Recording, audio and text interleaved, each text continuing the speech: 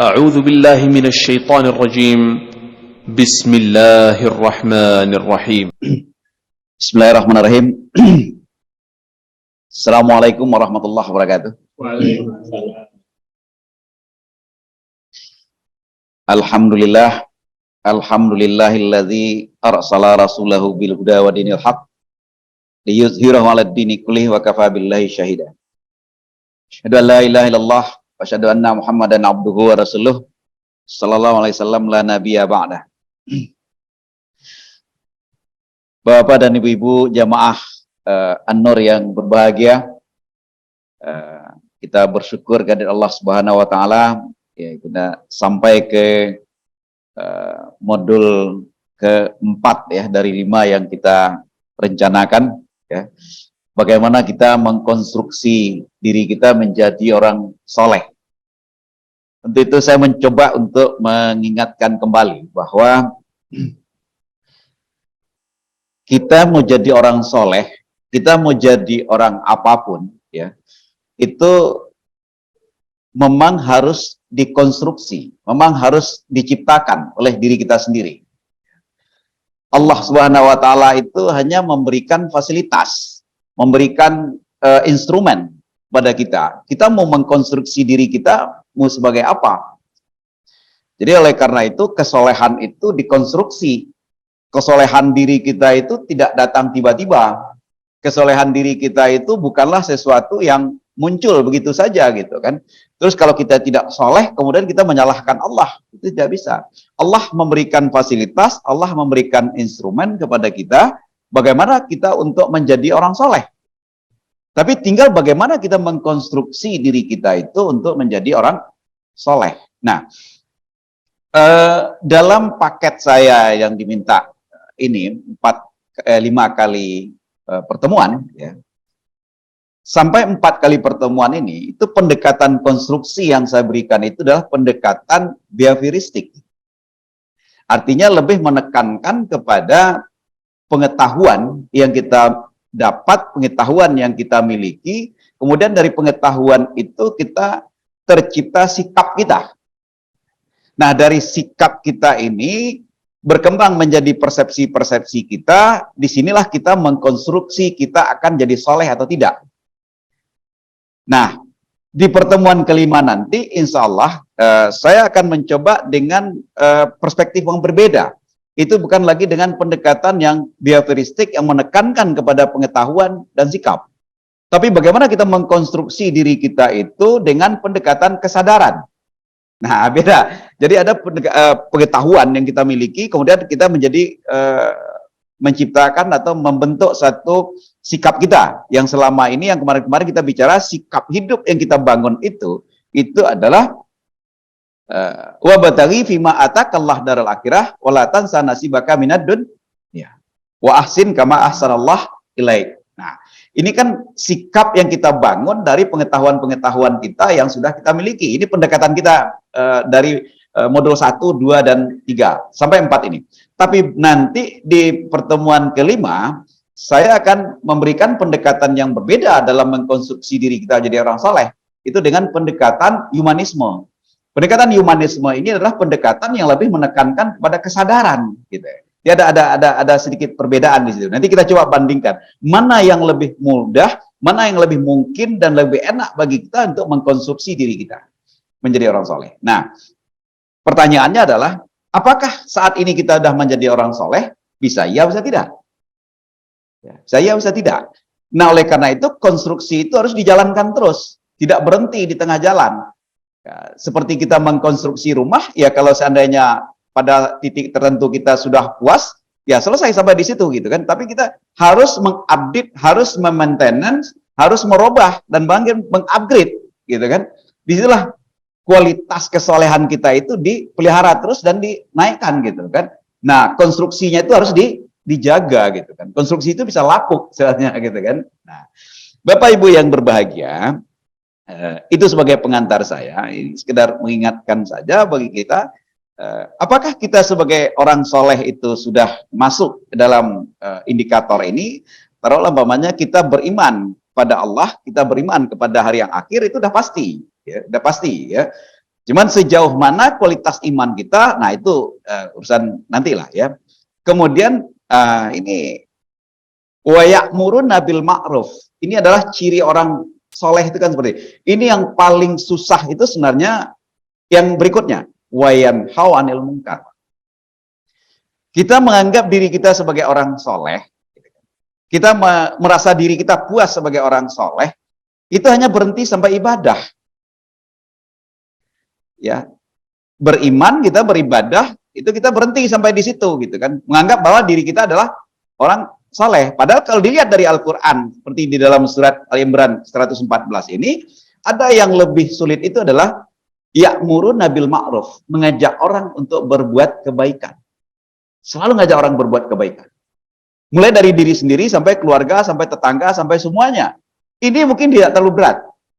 Ya. Dan yang terlalu berat itu adalah wa yanhau 'anil munkar. Mencegah kemungkaran ini. Kadang-kadang orang di situ cari selamat persoalannya, Pak. Mau di kantor, mau di mana, segala macam gitu ya. Keberanian orang mencegah yang mungkar ini yang gak kasih. Di satu sisi, itulah ukuran kesolehan kita. Ya. Kita diukur di situ. Ini saya hanya kalau kita ngukurannya dari keimanan kita, ibadah kita, kalau menurut Al-Quran, itu belum cukup. Sanggup nggak kita tanha anil fasail munkar?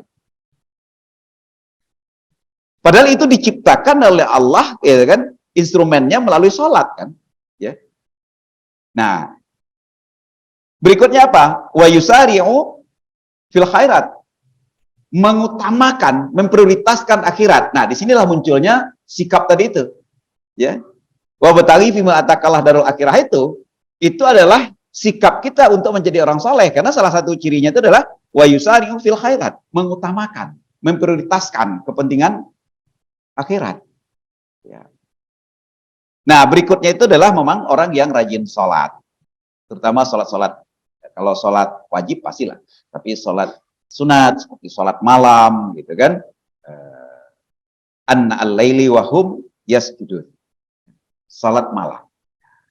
Berikutnya apa? Itu adalah orang yang menafkahkan hartanya sebelum dia meninggal. Nih. Nah, ini hal-hal yang menurut kita itu dianggap selama ini ya belum tercapai gitu. Kita hanya melihat bahwa sampai sholat dan ibadah itu kita dengan mengklaim diri kita orang soleh. Nah, ini yang mungkin menurut saya itu adalah belum sempurna kesolehan kita. Bukannya nggak soleh, tapi belum sempurna kesolehan kita. Disinilah kita harus membangun, mengupgrade atau merenovasi konstruksi kesolehan kita itu. Gitu. Nah, disitulah pentingnya kita bagaimana caranya kita merubah atau mengembangkan konstruksi kesolehan itu. Gitu. Bapak Ibu yang berbahagia, ini kan sudah dari yang lalu-lalu ya. Sudah tidak perlu saya sampaikan lagi. Saya akan langsung saja ya barangkali bahwa di sini sudah jelas bahwa potensi pertama itu adalah kepribadian kita yang dibentuk dari ibadah. Kemudian ada motivasi yang ada dalam diri kita yang dibentuk oleh sikap tadi, itu sikap yang muncul dari Al-Quran, wa bataghi fima atakallah darul akhirah wala tansa nasibaka minad dunya wa ahsin kama ahsanallah ilaik. Ini kalau bagi saya ini harus diinternalisasi. Saya ulang-ulang memang gitu kan. Kalau secara ini kok itu lagi karena bagi saya bukan hanya sekedar menyampaikan, tapi bagaimana saya menggiring mendorong kita semua itu bukan hanya hafal, tapi diinternalisasi, masuk ke dalam diri kita, menjadi bagian dari diri kita, itu menjadi sikap kita, bahwa apapun yang kita lakukan, ya, itu sikap kita adalah untuk kepentingan akhirat. Apapun, ya, mulai dari kita membersihkan diri kita sendiri, gitu loh kan, untuk diri kita itu adalah kepentingan akhirat, semuanya, sebagai bentuk perbuatan baik kita kepada Allah. Nah, kemudian baru dipengaruhi oleh siapa teman bergaul kita, dan yang terakhir yang banyak kita bicarakan itu adalah bagaimana persepsi kontrol perilaku kita. Bagaimana kita mengontrol perilaku-perilaku yang mengarah kepada kesolehan tersebut. Pertama itu memberikan hak orang lain, sudah kita bicarakan. Yang kedua itu adalah menjauhkan diri dari hal-hal yang tidak disukai atau dimurkai oleh Allah. Itu sudah kita bicarakan. hari ini kita akan coba membicarakan melakukan hal-hal yang disukai oleh Allah. Mulai dari berikan hak orang lain dulu, hablum minan nasnya, kemudian menjauhi larangan-larangan Allah, kemudian baru sekarang bagaimana kita melakukan hal-hal yang disukai oleh Allah Subhanahu wa taala. Nah, ini konsepnya sama seperti ini Bapak Ibu semua ya, bahwa dia akan dipengaruhi oleh sikap kita tadi ya. Sikap kita yang harus kita internalisasi dengan Al-Qasas 77 itu akan mempengaruhi persepsi kita. Apakah kita melihat apa yang disukai oleh Allah itu mengancam kita enggak di dunia? Nah, itu tadi kan. Orang kalau merasa terancam dengan apa yang disukai oleh Allah, nah ini persepsinya itu salah. Nah, bagaimana persepsi ini harus dibangun berdasarkan sikap tadi? Apa yang disukai oleh Allah kalau itu dilakukan, ya, dilaksanakannya, itu dia merasa bahwa dia akan terlindungi, dia nggak akan rugi. Itu tidak katakan tadi orang cari selamat ya, nggak berani melakukan tanha anil munkar, itu nggak berani melakukan itu. Nah, cari selamat itu banyak-banyak di kantor, di mana bahkan mungkin di dalam bergaul dengan masyarakat pun banyak seperti itu. Makanya kalau terjun ke dunia politik, nah ini banyak orang yang cari selamat ini Pak. Dunia pragmatis itu paling berkembang. Makanya saya pernah mengatakan di satu forum, dunia pendidikan kita itu sudah banyak dimasuki oleh kapitalisme dan orang-orang pragmatis. Jadi kalau orang-orang pragmatis itu sudah banyak masuk ke dunia pendidikan, itu pendidikannya akan rusak. Termasuk di perguruan tinggi. Ini fakta ya, apalagi sudah dipengaruhi oleh faktor-faktor kapitalisme. Nah, berikutnya itulah resiko. Itu apa resikonya? Kalau Anda tanha anil munkar, apa resikonya? Nah, seharusnya ketika apa yang dilakukan disukai oleh Allah, kita harus melihat bahwa ada keuntungan yang lebih besar di situ. Tidak ada resiko. Justru resiko yang kita lihat itu adalah resiko akhirat.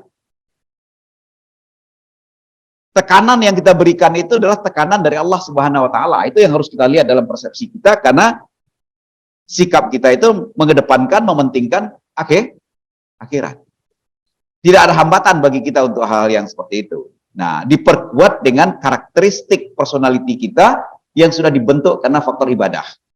Termasuk satu, Pak. Nah, ini ada 5 ya, yang kita coba. Itu adalah Allah menyukai orang-orang yang tobat dan mensucikan diri. Allah menyukai orang-orang yang bersih. Ya. Dan Allah menyukai orang-orang yang selalu berbuat adil. Allah menyukai orang-orang yang berbuat baik dan orang-orang yang bertakwa. Kita mulai, Pak. Tobat dulu kita. Allah menyukai tobat. Bagaimana tobat? Ini belum perilaku tobatnya, Pak. Ini baru, kenapa penting harus tobat? Innallaha yuhibbut tawabin, nanti gabung juga dengan yuhibbul mutatahhirin di surah Al-Baqarah ayat 22 ya. Tobat yang dimaksud di sini tentu bagi kita adalah bukan tobat dari kafir. Karena kita semua di sini adalah orang yang Islam. Tobat artinya itu adalah meninggalkan, ya, meninggalkan dan masuk ke dalam suasana baru. Yang kita tinggalkan itu adalah hal-hal yang sebenarnya tidak sesuai dengan ajaran Islam. Termasuk di situ adalah kalau orang kafir, dia tobat, berarti dia masuk Islam. Tapi bagi kita yang sudah Islam, yang sudah syahadat, kalau kita tobat, berarti kita meninggalkan sesuatu yang tidak sesuai dengan ajaran Allah Subhanahu wa taala. Yang selama ini mungkin sholatnya jarang, atau sholatnya tinggal, itu kan, sholatnya tidak begitu. Meninggalkan sholat itu adalah sesuatu yang tidak baik kan. Nah, ketika dia kembali untuk rajin sholat, berarti tobat. Berarti meninggalkan satu kebiasaan yang tidak disukai oleh Allah Subhanahu wa taala, atau kebiasaan atau perilaku-perilaku yang tidak sesuai dengan ajaran Islam, ini tobat. Jadi kalau kita bicara sekarang tobat kita sebagai orang yang sudah syahadat, yang sudah muslim, itu adalah meninggalkan segala sesuatunya ya, yang tidak sesuai dengan ajaran Islam. Tobat.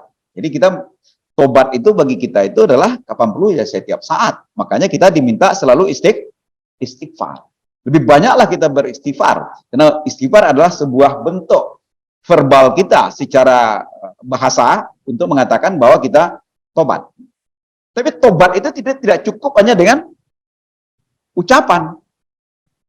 Diikuti dengan suatu suatu kondisi batin kita, kondisi pikiran kita, ada satu rasa menyesal. Dan kita tahu ya di mana kesalahan kita itu. Ada orang tobat tapi dia nggak tahu tobat dari mana. Contoh kayak gini loh Bapak ya. Saya kadang-kadang sering bertanya kalau ke mahasiswa saya itu, kalau dia melakukan satu tindakan yang kurang baik gitu ya, kemudian dia datang ke ruangan saya, Pak, tadi maafkan saya Pak. Saya tanya, Anda tadi ngapain? Kok harus saya maafkan? Tujuannya apa? Supaya dia tahu persis salah dia apa.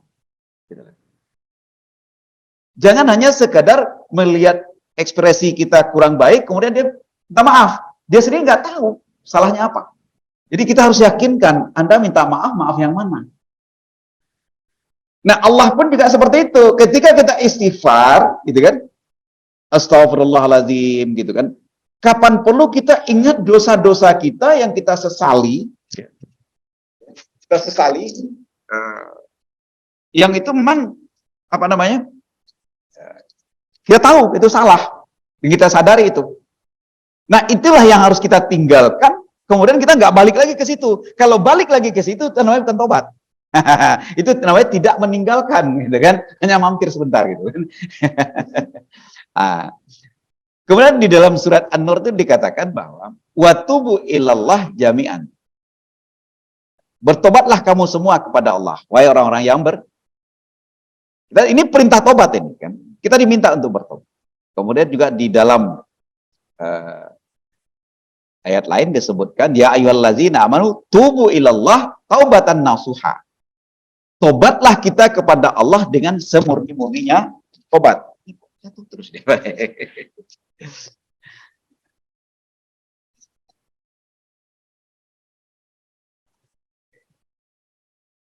Nah, semurni-murni tobat itu seperti apa gitu kan?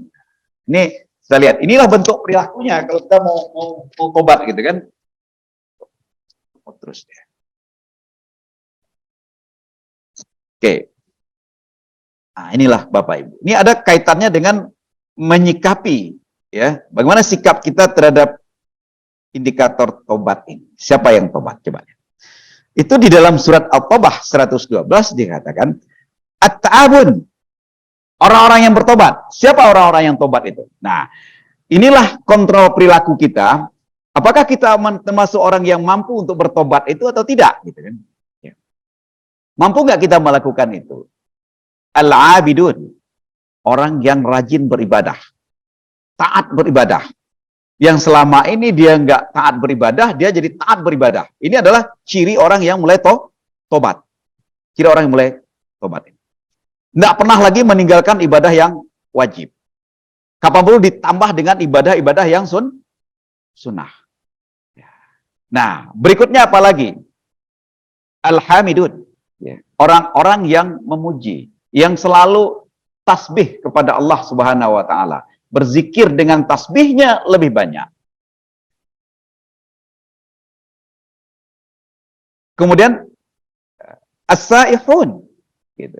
Itu adalah orang-orang yang berusaha ya untuk memuji, beribadah, memuji, karena berjalan atau berusaha kemana-mana itu menggali ilmunya, terutama ilmu agama. Kenapa? Karena dari tobatnya itu dia sadar bahwa selama ini dia melakukan sesuatu yang dianggapnya salah dan dia sadari salah karena ketidaktahuannya. Karena kurangnya pengetahuan dia tentang agama. Oleh karena itu dia berusaha pergi kemana-mana, berjalan kemana-mana. Ya, kalau sekarang mungkin nggak perlu jalan kemana-mana kali Pak ya. Duduk di belakang meja, kita internet aja selesai dapat ilmu gitu. Kalau dulu ya kita bisa harus pergi temui kiai ini, ustadz ini, segala macam. Menggali ilmu agama. Kenapa? Supaya kita lebih tahu ya kesesatan kita selama ini. Untuk tidak sesat lagi ke depan. Karena banyak hal-hal yang seharusnya kita tahu tapi kita tidak tidak tahu. Dan ini ciri-ciri orang tobat itu, dia tidak hanya sekedar berhenti melakukan apa yang selama ini dia salah, tapi dia juga diikuti dengan ibadahnya, tasbihnya, ya kan? Kemudian berusaha untuk melakukan upaya menggali ilmu agamanya supaya dia tidak tersesat lagi, tidak terulang lagi masuk ke dalam suatu tindakan yang tidak baik itu, gitu kan. Nah, kemudian warrakiun wasajidun. Ya, itu orang-orang yang selalu banyak bersujud, banyak rukuk kepada Allah Subhanahu wa taala, ya. Kemudian di situ al-amirun bil ma'ruf. Nah, masuk lagi.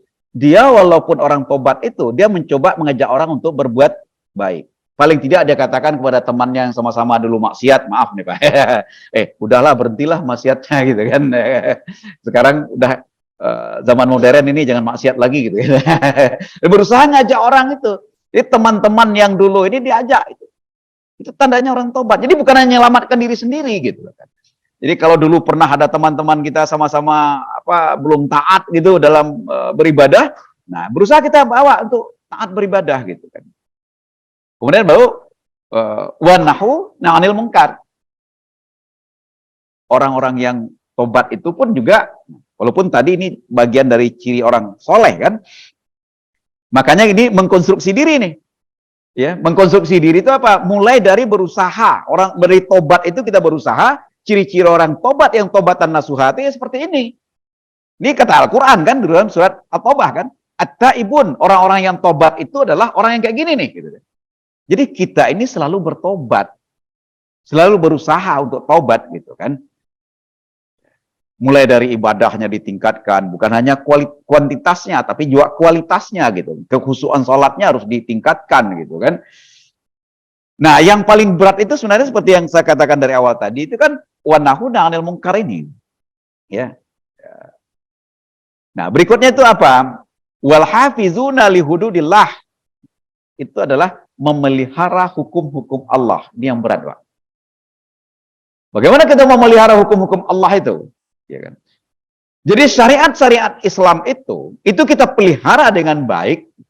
Kita implementasikan di dalam kehidupan kita. Tapi kita tidak perlu memaksakan pada orang banyak. Mengajak boleh, tapi tidak memaksakan. Mulailah dari kita diri sendiri dulu. Ya. Ibda' bin nafsi. Dimulai dari diri kita. Ya. Untuk selalu menjaga hukum-hukum Allah. Sehingga kehidupan kita itu selalu dikendalikan oleh nilai-nilai dari Al-Quran, dari hadis, dari Islam, yang kita acu sebagai perilaku kita seharian dalam kehidupan kita. Itu bagian dari kita menjaga hukum-hukum Allah itu. Jadi jangan berusaha menjaga hukum Allah itu, berusaha pamannya seperti mencuri potong tangan dia. Itu hukum Allah seperti itu, Al-Quran seperti itu. Jangan dipaksakan. Mulailah dari kita sendiri dulu. Sudahkah kita menerapkan betul-betul kehidupan kita, keseharian kita sepanjang amal kita dari pagi sampai malam itu sesuai atau dikendalikan oleh nilai-nilai yang ada dalam Al-Quran. Nah, kalau sudah, berarti kita sudah masuk kepada orang-orang yang memelihara hukum-hukum Allah. Dia tidak lagi melanggar hukum-hukum Allah itu. Mulai dari diri kita sendiri. Kemudian baru kita tebarkan ke orang lain. Nah, kemudian dia berusaha untuk menggembirakan ya orang-orang mukmin yang lain. Jadi kita itu berusaha membuat orang itu senang lah, membuat orang itu gembira. Jangan membuat orang itu tertekan, membuat orang stres, membuat orang kesal, gitu kan. Apalagi kita sama Muslim. Ini ciri-ciri orang tobat ini, Pak. Nah, ini ingat betul deh. Pertanyaannya sekarang itu adalah, dilihat dari persepsi tadi itu, sanggup nggak kita melakukan ini? Nah, ini kontrolnya. Kontrol perilaku kita di sini. Coba kita ukur diri kita. Sanggup nggak kita meningkatkan ibadah kita secara kualitas, kekhusyuan sholat kita? Insya Allah sanggup. Ya. Sanggupkah kita memperbanyak tasbih kita? Mungkin pertanyaannya kepada diri kita. Insya Allah sanggup. Sanggupkah kita untuk selalu berusaha mengejar ilmu pengetahuan, ilmu agama? Insya Allah kita lakukan. Sanggupkah kita memperbanyak rukuk dan sujud? Tapi sanggupkah kita melakukan, mengajak orang berbuat baik dan mencegah kemungkaran? Nah, ini pertanyaannya agak beratnya di sini. Nah, tanya diri kita, sanggup nggak? Kontrolnya di situ. Kalau kita mengatakan yakin, saya sanggup lakukan itu. Apa yang menekan kita untuk bisa sanggup itu? Sikap kita yang di atas ini, Pak. Ya, yang sikap kita yang di atas ini, yang dari awal kita katakan ini diinternalisasi. Wa bataghi fima atakallah darul akhirah, ketika kita berusaha untuk mengejar kepentingan akhirat itu, kita sanggup melakukan itu, Pak. Kita nggak takut dengan siapapun juga untuk tanha anil mungkar itu. Nggak perlu cari selamat, yang menyelamatkan kita adalah Allah. Karena pikirannya itu adalah, apa yang kita lakukan itu adalah ahsin kama ahsanallah ilaik. Kita melakukan tanha anil mungkar itu adalah karena kita dalam rangka untuk berbuat baik kepada Allah yang telah banyak berbuat baik kepada kita. Kalau itu yang kita pakai sikapnya, insya Allah persepsinya akan kuat. Kita mengatakan, sanggup nggak? Sanggup.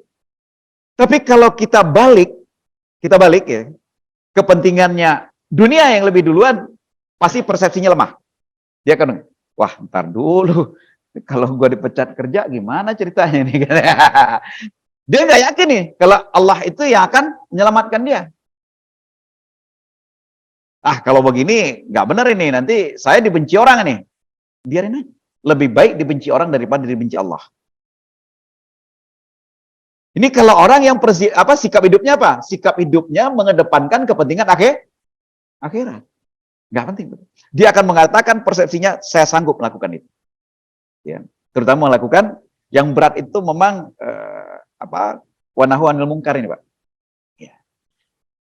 Wal hafizuna li hududillah. Sanggup nggak kita menjaga hukum-hukum Allah dalam kehidupan kita? Sanggup. Yakin. Bisa yakin. Kalau sikap hidup kita dikuatkan dengan Al-Qasas 77 itu, Pak. Tapi kalau tidak dengan sikap seperti itu, kita lemah.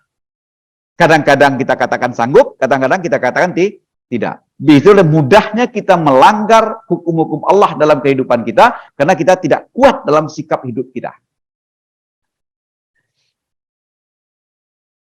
Nah, kemudian tentu ini diperkuat oleh karakteristik personality kita dan dengan siapa kita bergaul. Ini selalu saya ingatkan. Dengan siapa kita bergaul? Jagalah pergaulan kita. Kalau udah bergaul dengan orang-orang yang ini, itu akan melemahkan sikap kita, akan melemahkan niat kita untuk berbuat baik ya, dalam rangka mengkonstruksi kesalehan diri.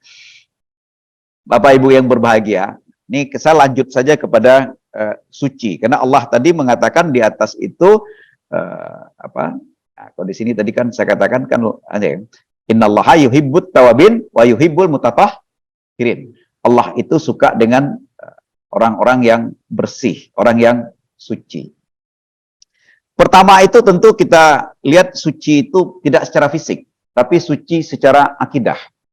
Ini bisa kita lihat, kenapa harus suci dalam akidah itu? Selama ini kita kan memaknai Allah suka dengan orang-orang yang bersih, orang yang suci. Karena melihatnya hanya suci secara fisik. Tapi kalau kita lihat di dalam Al-Quran, gitu kan, ya. Ini terlihat kama arsalna fikum rasulam minkum yatsulu alaikum ayatina wa yuzakkihim wa yu'allimul kitab wal hikmah wa yu'allimul ma lam takunu ta'lamun.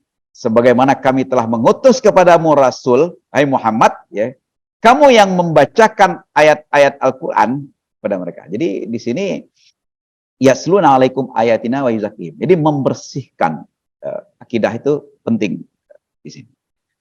Nah, kemudian ini yang fisik ya, Bapak Ibu. Yang fisik itu adalah ini bagian dari surat Al-Baqarah ya, Bapak Ibu ya.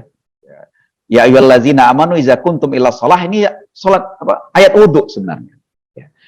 Jadi suci secara fisik dan non fisik ini Bapak Ibu, kita harus bisa membedakan. Ini penting buat kita.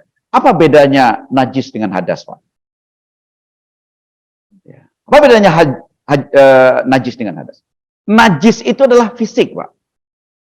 Materi, konkret. Kita harus bersih dari najis.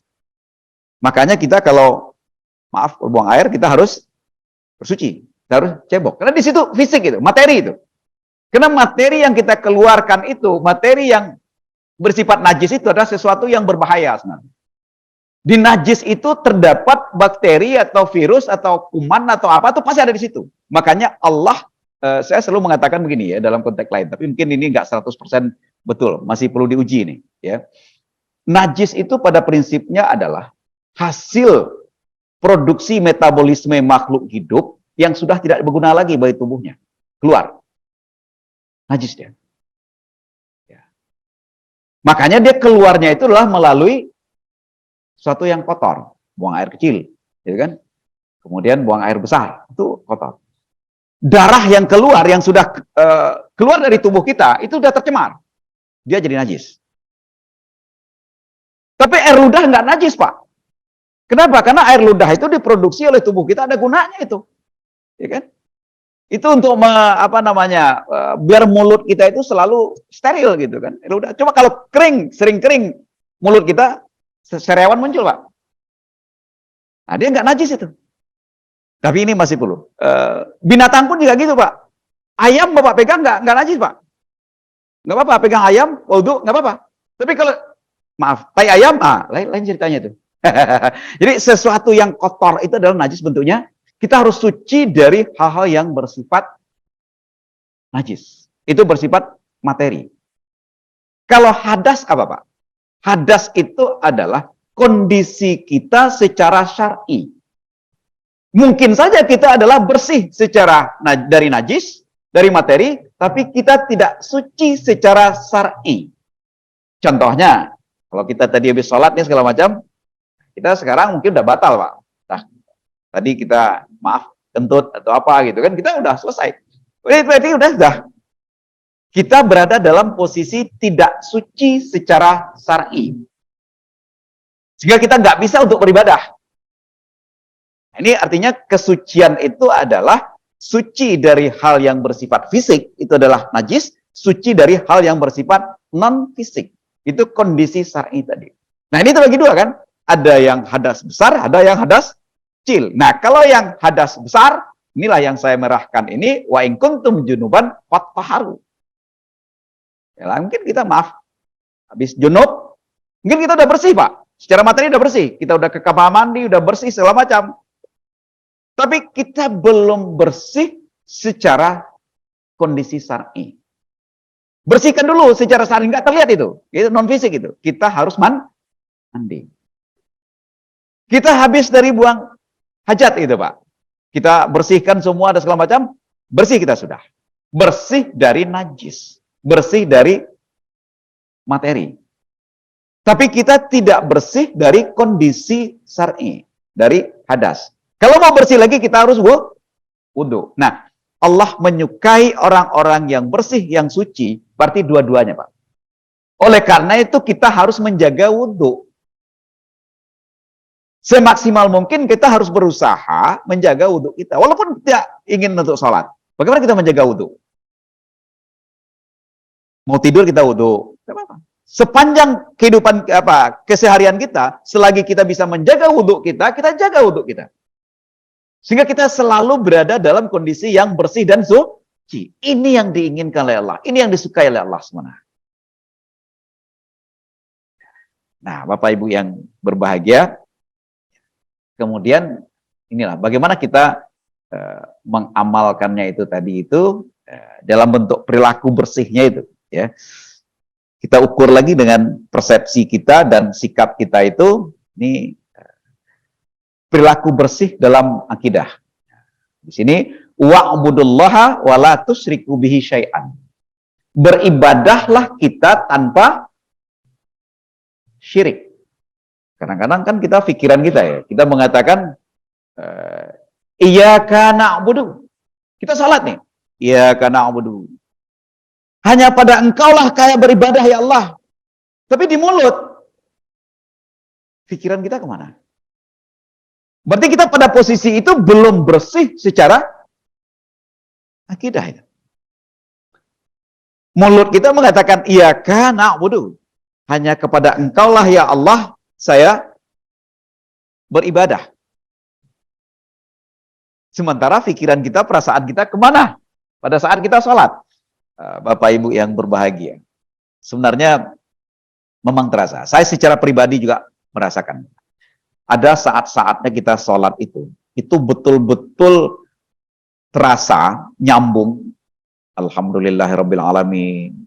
Setelah puji bagi Allah, Tuhan sekalian alam itu terasa gitu kan dalam ini kita. Ya. Dan kita katakan bahwa Allah itu Maha Pengasih, Maha Penyayang, yang nanti pada saat hari akhirat dialah yang paling berkuasa. Malik Yaumiddin gitu. Itu terasa ketika kita sholat itu, Pak. Pada saat kondisi yang benar-benar tune in gitulah kira-kira ya, sholat itu, habis sholat itu beda rasanya. Dibandingkan pada saat kita sholat, nah inilah bedanya, kondisi kita turun naik ya Pak. Sholat sedang buru-buru gitu kan. Apa dalam perjalanan, apa mungkin sedang sholat zuhur, ada event, sedang ada acara, kita ditunggu-tunggu gitu kan. Nah ini agak sulit kita untuk betul-betul bisa, tapi nggak sempurna. Nah itu agak berbeda Pak. Tapi paling tidak yang kita jaga itu adalah konsentrasi kita pada saat kita beribadah tersebut, itu betul-betul masih kepada Allah Subhanahu wa Ta'ala, tidak kepada yang lain, paling tidak ini.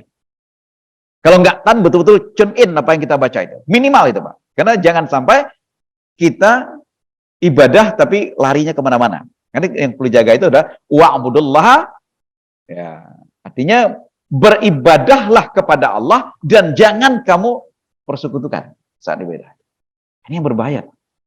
Ini harus kita perbaiki. Berusaha betul ketika kita beribadah itu, kita tidak ada urusannya dengan selain pada Allah. Ini yang perlu kita jaga betul. Nah, kembali kepada sikap tadi, ya, persepsi kita. Kita ukur diri kita, mempersepsikannya. Kira-kira sanggup nggak kita? Kuat nggak kita melakukan itu? Ini dah persepsi kontrol perilakunya kan di situ. Ya. Kita akan sanggup, kita akan kuat, kita akan berusaha mengatakan itu bisa, kalau sikap hidup kita itu adalah memang hanya untuk akhirat. Ya, kita manusia ya Pak. Saya tadi cerita juga kan. Walaupun berusaha semaksimal mungkin dengan sikap hidup seperti itu, ada saja waktu-waktu tertentu kita dikejar-kejar kepentingan dunia Pak. ada saatnya. Ya. Sehingga ketika kita sholat itu, susah kita betul-betul khusyuk konsentrasi seperti itu. Tapi minimal kita menjaga bahwa kita selalu ini adalah saya sedang berhadapan dengan Allah. Dan ucapan kita tetap kita jaga. Tapi nggak terlalu tune in dengan hati dan pikiran. Nggak semuanya gitu. Tapi pastilah. Coba kalau kita tasyahud aja kan wajib itu Pak. Asyhadu an la ilaha illallah. Kita gitu kan. Itu kita hanya mengucapkan atau ada dalam diri kita yang mengatakan, saya betul-betul bersumpah, bersaksi tiada Tuhan selain Allah. Tak nggak dalam diri kita pada saat itu. Seharusnya benar tak, bukan hanya sekedar ucapan gitu. Ini menjaga bahwa pada saat kita beribadah itu jangan ada hal-hal yang lain yang lurus. Karena di Al-Fatihah yang wajib kita baca aja udah kita katakan, kita ngaku kan, iya karena ya. Yang wajib lagi satu lagi ya, doa tasahud disebut asyhadu an la ilaha illallah. Jadi kalau nggak kita bawa ke hal yang seperti itu, kita bisa tidak bersih secara akid. Nah ini, yang kedua adalah bersih secara fisik. Udah, ini mungkin nggak perlu saya ulang lagi. Kondisinya seperti itu. Ini bersih berikutnya itu adalah bagaimana kita bersih dari asupan makanan. Jadi kita bersih secara akidah, bersih secara fisik dan non-fisik, tapi kita juga harus bersih. Ya, yang disukai oleh Allah itu adalah orang juga bersih dalam hal asupan makanan. Ya ayuhan nas kulu mimma fil ardi halalan thayyiban. Nah, saya hanya pakai halalan thayyiban ini apa? Halal dan baik. Halal artinya apa? Proses mendapatkannya, proses memilikinya itu legal sesuai dengan aturan agama. Itu namanya halal, Pak. Tapi kalau nggak sesuai dengan aturan agama kita mendapatkannya, berarti kerahalalannya kita ragukan. Itu langkah awal dulu, halalnya dulu Pak. Nah ini halal nih Pak nih. Insya Allah halalnya. Karena tadi Pak Ismet buatkan saya dengan ikhlas ya Pak ya. Halal nih Pak. Dan insya Allah juga tayyib. Baik. Nah ukuran tayyib ini Pak. Baik. baik ini itu adalah sesuatu yang memberikan efek baik, efek bagus kepada diri kita. Itu baik, Pak. Tapi adakah barang halal yang memberikan efek negatif, efek buruk pada diri kita? Ada. Kalau ada, jangan lakukan. Allah nggak suka melakukan itu. Sehingga Allah juga di ayat lain mengatakan, kulu wasrabu wala tusrifu. Ya, itu kita bahas juga yang lalu kan, hal-hal yang tidak disukai Allah itu adalah berlebih-lebihan. Mungkin itu baik, halal tapi tidak baik. Contohnya kalau makanan-makanan seperti bagi kita umur-umur tertentu ada makanan yang sudah tidak baik, tidak bagus buat kita, halal itu, milik kita itu. Tapi ya jangan dimakan lah. Karena kalau kita makan, gula naik. Dimakan, tensi naik. Ya baik dihindari, Pak. Itu nggak toyib lagi itu. Mungkin buat saya toyib, Pak. Tapi buat Pak Hamdani udah nggak toyib itu. Halal, Pak. Lebih baik yang punya Pak Hamdani itu, yang halal itu nggak toyib itu, kasih ke saya aja, Pak. Antarin ke rumah, Pak. Bercanda, Pak Hamdani. Jadi toyibnya itu diukur dengan diri kita. Apakah? Nah, ini kita butuh mengukur diri. Ini membawa mudarat nggak pada diri kita konsumsi? Kalau membawa mudarat berarti nggak toyib buat kita. Jangan lakukan itu. Jangan lakukan. Jadi kita mengatur pola makan saja, itu makna halalan toyiban itu tidak hanya persoalan kita mendapatkannya secara halal, tapi kita juga mengukur efeknya, kita manfaatkan, kita konsumsi, kita makan terhadap diri kita. Kalau membuat buruk ya janganlah, gitu kan. Udah nggak saatnya lagi kita ngumbar selera, Pak.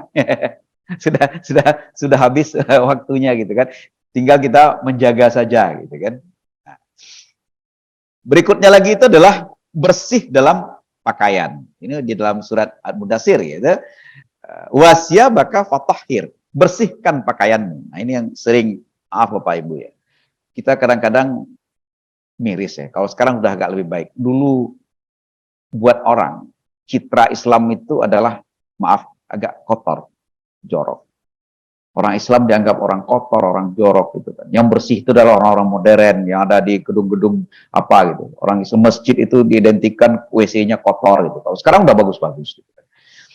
Nah, Allah menyukai itu, Pak. Ya. Allah menyukai itu adalah kebersihan yang disukai oleh Allah itu bersih akidah, kemudian bersih fisik non fisik, kemudian bersih dari sisi makanan, kemudian bersih dari sisi pakaian. Kan kita juga harus bersih. Makanya kita nggak bisa pakaian kita itu kalau dibawa sholat itu kalau nggak bersih, Pak, kalau nggak suci. Kalau kena najis jangan dibawa. Tapi kadang-kadang kan kita melihatnya apa namanya? Kalau hanya kena kena keringat di sini, nggak najis ini pakai aja. Udah sekian hari nggak diganti apa segala macam, maaf ya. Adalah di antara teman-teman kita. Kalau kita sih ya nggak mungkin lah, gitu kan. Tapi ada sebagian umat Islam yang masih berpikir seperti itu. Ini harus kita ingatkan. Ya, cara berpakaian tuh kok kayak gimana gitu ya. Kesannya bagi orang itu adalah Islam itu adalah kotor, Islam itu adalah jorok, Islam itu adalah apa? Karena dilihatnya adalah orang-orang Islam yang seperti itu. Maaf Bapak Ibu ya, kalau kita ini bukan nggak tahu sekarang ya. Kalau zaman tahun-tahun saya pergi ibadah haji itu, Pak, itu ada maaf ya, saudara-saudara kita dari negara lain itu katanya kotornya luar biasa. Benar nggak? Yang sudah merasakan pergi naik haji itu kan, terutama dari negara tertentu ya, bahkan terasa itu aroma banyak kalau dekat kita gitu ya. Mungkin tidak usah lah kita sebutkan. Nah, ini kan kalau dilihat orang kan identiknya seperti apa? Itu pakaian ihramnya itu udah putih lagi, Pak, udah kayak gimana gitu kan. Tapi ya itulah kenyataannya. Kalau tidak terlalu memperhatikan, yang penting ibadahnya gitu. Bahwa Allah sebenarnya nggak suka dengan yang seperti itu gitu kan. Walaupun dia katakan itu nggak najis kok gitu, cuman kotor aja gitu kan. Iya. Tapi Allah nggak suka dengan hal yang seperti itu. Maka diperintahkan oleh Allah dalam Al-Quran itu di dalam surat Al-Mudatsir, wasyabaka fatahhir, bersihkan pakaianmu gitu. Ini kan hal-hal yang kadang kita lupakan. Kemudian ada perilaku bersih harta. Wa anfiqu fi sabilillah. Ini keluarkan zakat kita. Jadi kita mendapatkannya benar secara halal, tapi masih di situ ada hak orang lain.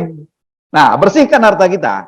Jadi bersih itu adalah bersih akidah, bersih fisik non fisik, bersih apa yang kita konsumsi, halalan thayyiban, ya. kemudian bersih pakaian kita, bersih harta kita apa? Inilah akumulasi yang disebut wallahu yuhibbul mutatahhirin. Jadi jangan hanya diartikan mutatahhirin itu sebagai sesuatu yang hanya fisik. Nah, perilaku-perilaku seperti inilah yang harus kita konstruksi untuk mengarah kita menjadi orang-orang yang soleh. Jadi ada memberikan hak orang lain dulu satu paket, kemudian hal-hal yang tidak disukai oleh Allah harus kita tinggalkan. Hari ini hal-hal yang disukai oleh Allah. Bapak Ibu yang berbahagia, kita masuk ke dalam apa yang disukai oleh Allah berikutnya. Itu adalah orang yang adil. Sikap adil. Ya. Fa aslihu bainahuma bil adli waqsitu innallaha yuhibbul muqsitin. Nah, ini adil dalam memutus perkara nih, Pak. Jadi kalau kita nggak selalu hakim loh, Pak. Nggak selalu hakim. Suatu kita kan di antara kita yang jadi Pak RT atau jadi Pak RW gitu kan. Ini ada tetangga yang berselisih paham, kita harus berada di tengah, mendamaikan. Ketika mendamaikan itu kita harus lakukan keduanya itu dengan adil. Nggak boleh kita melakukannya itu hanya karena ini orang sekampung, walaupun tetangga, tapi nggak sekampung. Tapi ini tetangga juga, tapi kampungnya beda. Atau ini tetangga, tapi ini teman kantor. Nah, yang sebelah ini lain gitu kan. Kita masih tetap punya ini. Ini yang tidak boleh. Nggak ada membedakan orang. Tapi dalam konteks adil pada saat kita harus memutus perkara, mengadili dua orang yang berbeda ya. Fa aslihu bainahuma. Ya, artinya ketika kita mendamaikan antara keduanya, kita harus berlaku secara adil. Tapi ada adil dalam interaksi sosial, dalam kehidupan sehari-hari. Ya, itu innallaha ya'muru bil adil wa ihsan wa itaizil qurba wa nahy 'anil fahsya'i wal munkar. Ini bagaimana Allah itu menyuruh kepada kita itu kita harus berbuat baik dan berbuat adil ke semua orang, kepada karib kerabat, gitu kan? Itu kita perlakukan secara adil. Kita tempatkan sesuai dengan porsinya. Ya. Kita berlaku kepada orang tua ya orang tua, berlaku kepada mertua ya mertua, orang tua ya orang tua, saudara ya saudara. Itu porsinya harus ada gitu kan. Jadi jangan disamakan semua. Itu adil dalam proses sosial. Itu proporsional, gitulah kira-kira. Ya. Itu konsepnya. Bagaimana dengan perilakunya? Nah, perilakunya itu seperti apa? Ini yang kita lihat ya, di dalam perilaku jujur. Perilakunya itu sebenarnya di dalam surat Al-Maidah itu diantaranya itu adalah bagaimana kita berperilaku jujur dan objektif. Ya ayyuhalladzina amanu kunu qawamina syuhada bil qisti. Nah, ini untuk yang memutus perkara tadi. Wahai orang-orang yang beriman, jadilah kamu penegak kebenaran ya karena Allah dan menjadi saksi dan bertindak dengan adil gitu kan. Wasyuhada'a bil qisti wala yajrimannakum syana'an. Janganlah kebencian kamu terhadap satu kaum mendorong kamu untuk berlaku tidak adil. Ya, itu tadi. Karena ini adalah sebelah orang sekampung, ya, yang satu lagi nggak sekampung tapi sama-sama tetangga harus kita damaikan. Agak ada juga perasaan sedikit gitu kan. Nah, ini nggak boleh nih, Pak. Ini harus kita jaga nih. Sikap adil seperti ini harus kita jaga. Pertanyaannya, sanggup nggak kita? Kalau kita kembalikan ke persepsi kita tadi, ya, kita akan sanggup melakukan itu kalau kita tetap berpegang kepada sikap kita, wa bataghi fima atakallah darul akhirah wa la tansa nasibaka minad dunya. Akhirat lebih prioritas daripada kepentingan dunia. Dan kita melakukan itu adalah sebagai bentuk perbuatan baik kita kepada Allah. Kita tidak akan membedakan orang. Tapi kalau kita sudah berpikir keduniaan, kita akan berkata, nggak enak nih, Pak Ismet tetangga saya. Sementara yang satu lagi orang nggak kenal, tabrakan di depan gitu kan. Terus kita untuk mendamaikan, ini Pak Ismet ini kan, tetangga saya ini kenal baik, masjid lagi kan, sama jemaah. Yang satu orang nggak dikenal. Nah, kita harus nyala-nyalain orang ini gitu kan, supaya padahal ini namanya kita sudah berada pada posisi yang tidak jujur. Padahal kita jelas-jelas melihat Pak Ismet itu salah. Tapi kita nggak berani mengatakan itu. Nah ini, apakah kita bisa mengkonstruksi diri kita menjadi orang soleh kalau kita belum sanggup untuk berbuat adil? Jadi buat adil itu adalah bagaimana kita harus jujur dengan apa adanya. Kalau memang apa namanya, salah ya salah. Kalau bahasa orang kampungnya Pak Ihsan itu bilang apa itu? Tepat di mata, merem. Nah, gitu. Dipicingkan ya Pak Ihsan ya. Tepat di perut, dikempesin. Artinya apa itu? Saudara sendiri pun kalau salah, hukum. Walaupun akhirnya membenarkan orang lain. Itu kira-kira. Sanggup nggak kira-kira? Tapi Bapak Ibu yang berbahagia, saya pernah mengalami, Bu. Jujur aja saya katakan, istri saya itu pernah jadi anak buah saya. Sudah jadi istri saya juga, Pak. Ketika dia berbuat salah, saya tahu, saya panggil, masuk ke ruangan saya. Saya marahi, Pak. Saya marahi. Nangis dia, kaget dia. Loh, ini kok beda dengan suami saya yang biasa ini, gitu ya kan? Saya marahi. Seperti bagaimana saya juga memarahi karyawan lain kalau dia salah. Pernah, Pak. Nah, sampai di rumah saya kasih tahu. Di rumah Anda istri saya, di sana Anda adalah anak buah saya, karyawan saya. Anda salah sama dengan yang lain. Sejak itu nggak pernah lagi dia mau berbuat salah. Selalu dia jaga, Pak. Benar, serius. Dia tahu. Dia lebih takut saya marah di situ, ya, kepada dia. Ini prinsip ini, Pak. Jujur, dia harus salah ya salah. Siapapun orangnya salah. Ini pertanyaannya adalah persepsi kita dalam melihat persoalan itu. Apakah kita berangkat dari sikap kepentingan akhirat dalam mengambil tindakan keadilan itu, atau berprinsip dunia? Kalau prinsip dunia ya sudahlah, ngapain juga nyala-nyalain diri sendiri gitu, nyala-nyalain keluarga sendiri, orang lain yang harus biarin. Minimal itu kan kalau secara kepentingan dunia ya minimal dicuekin aja lah, gitu kan, tutup aja lah gitu kan, nggak perlu dia minimal kan. Kalau nggak akan menyalahkan orang lain, ya kan, minimal nih tutup aja. Wah nggak boleh itu, Pak. Sementara nanti kalau orang lain yang salah kita hukum. Nah, itu namanya seperti tadi yang saya katakan di kampung Pak Ihsan, sampai di mata nggak mampu merem, sampai di perut nggak mampu kempes gitu kan. Nah, itu ini adalah orang-orang yang sebenarnya perilaku jujur dan objektifnya tidak cukup. Jadi orang adil itu adalah berperilaku jujur dan objektif. Kalau memang harus ditegakkan kebenaran itu adalah tegakkan kebenaran. Ini dalam hal menyikapi dua yang beda ya. Ada satu lagi, itu perilaku adil terhadap orang lain. Perilaku adil terhadap orang lain ini gimana?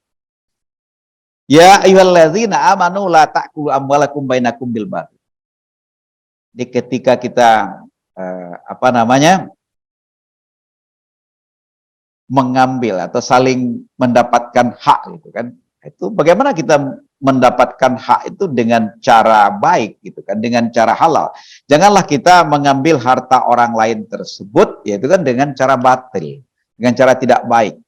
Kecuali memang sudah jual. Kadang-kadang kita jual beli merasa menang membeli, ya kan? Tapi dengan cara sedikit kasak kusuk gitu, nipu dikit gitu kan. Wah ini kok jelek ini, wah ini nggak benar ini, ya, ininya rusak ini, kita jelek-jelekkan gitu kan supaya membanting harga punya orang. Ini kan sesuatu yang udah nggak fair gitu kan, nggak boleh hal-hal yang seperti itu dalam Islam.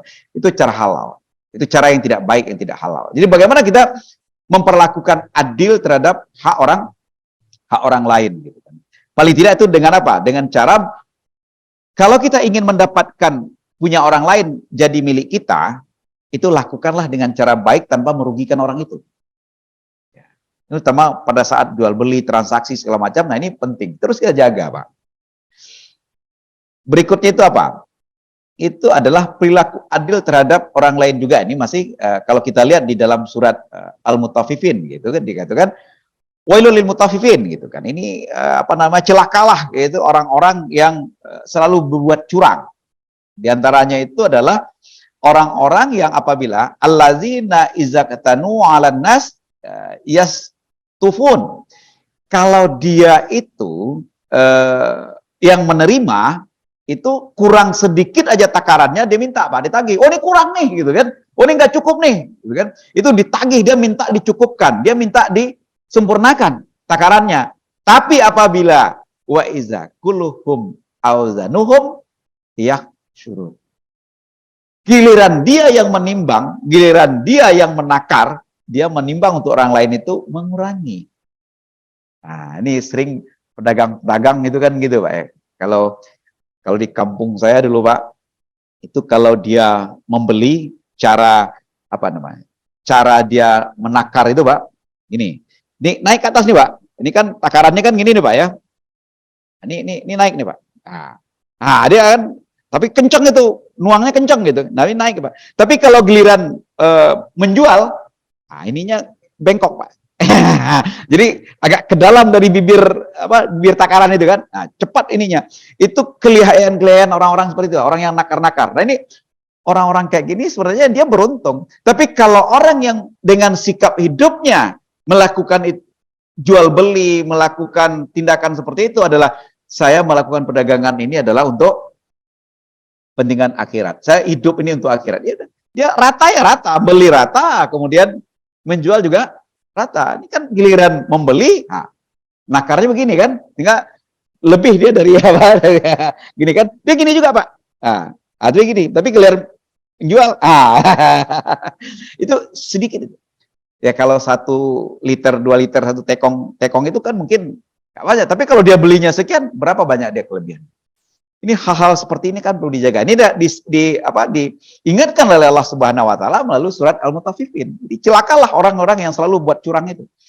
Ini satu contoh konkret. Mungkin banyak bentuk-bentuk lain, bentuk-bentuk kecurangan yang mudah kita lakukan gitu kan. Kita mudah mencurangi orang. Orang pintar itu kan paling jago mencurangi orang sebenarnya. Nah, tidaklah orang itu menyangka bahwa sesungguhnya mereka akan dibangkitkan pada suatu hari nanti, yaitu saat manusia berdiri menghadap Allah Subhanahu Wa Taala. Nah, kalau dia takut dengan ini, persepsinya adalah persepsi seperti itu yang dibangun berdasarkan sikap hidup yang tadi, dia nggak akan melakukan itu. Jadi, kalau ditanya sekarang, sanggup nggak kita untuk berlaku adil dengan cara seperti itu? Sanggup. Seolah bisa. Kalau sikap hidup kita tadi itu kita pertahankan terus. Makanya saya selalu dari awal tuh, apa sih kunci kita untuk mengkonstruksi diri kita menjadi orang soleh? Itu adalah sikap hidup Al-Qasas 77 itu kita internalisasi betul. Bukan hanya sekedar dihafal. Ya, tapi dijadikan pedoman, dijadikan pengendali di dalam perilaku kita. Oke. Nah, Allah juga suka dengan orang-orang yang bertakwa, Pak. Dan orang-orang yang baik ya. Innallaha yuhibbul muttaqin ya. Innallaha yuhibbul innallaha yuhibbul muhsinin. Nah, ini di dalam surat Ali Imran disebutkan, wasari'u ila maghfiratim mir rabbikum wa jannatin arduhas samawat wal ard uiddat lil muttaqin. Surga yang luas itu adalah untuk orang yang bertakwa. Orang yang bertakwa itu adalah allazina yunfikuna fis sarai wad dharai. Orang yang selalu mau bersedekah. Ada uang sedekah, nggak ada uang sedekah. Nggak ada uang apa yang bersedekah? Maksud uangnya sedikit juga sedekah. Dalam kondisi lapang sempit bersedekah. Wal kaziminal ghaidha, itu adalah yang mengendalikan emosi. Ya. Wal afina 'anin nas, mudah memaafkan orang lain. Wallahu yuhibbul muhsinin. Ini orang-orang yang seperti ini adalah orang-orang yang baik dan orang yang bertakwa. Ini cirinya. Mampu nggak kita melakukan hal seperti itu? Mudah memaafkan, gitu kan? Bersedekah walaupun dalam kondisi uang pas-pasan, tetap mengeluarkan sedekah, gitu kan? Mampu nggak kira-kira?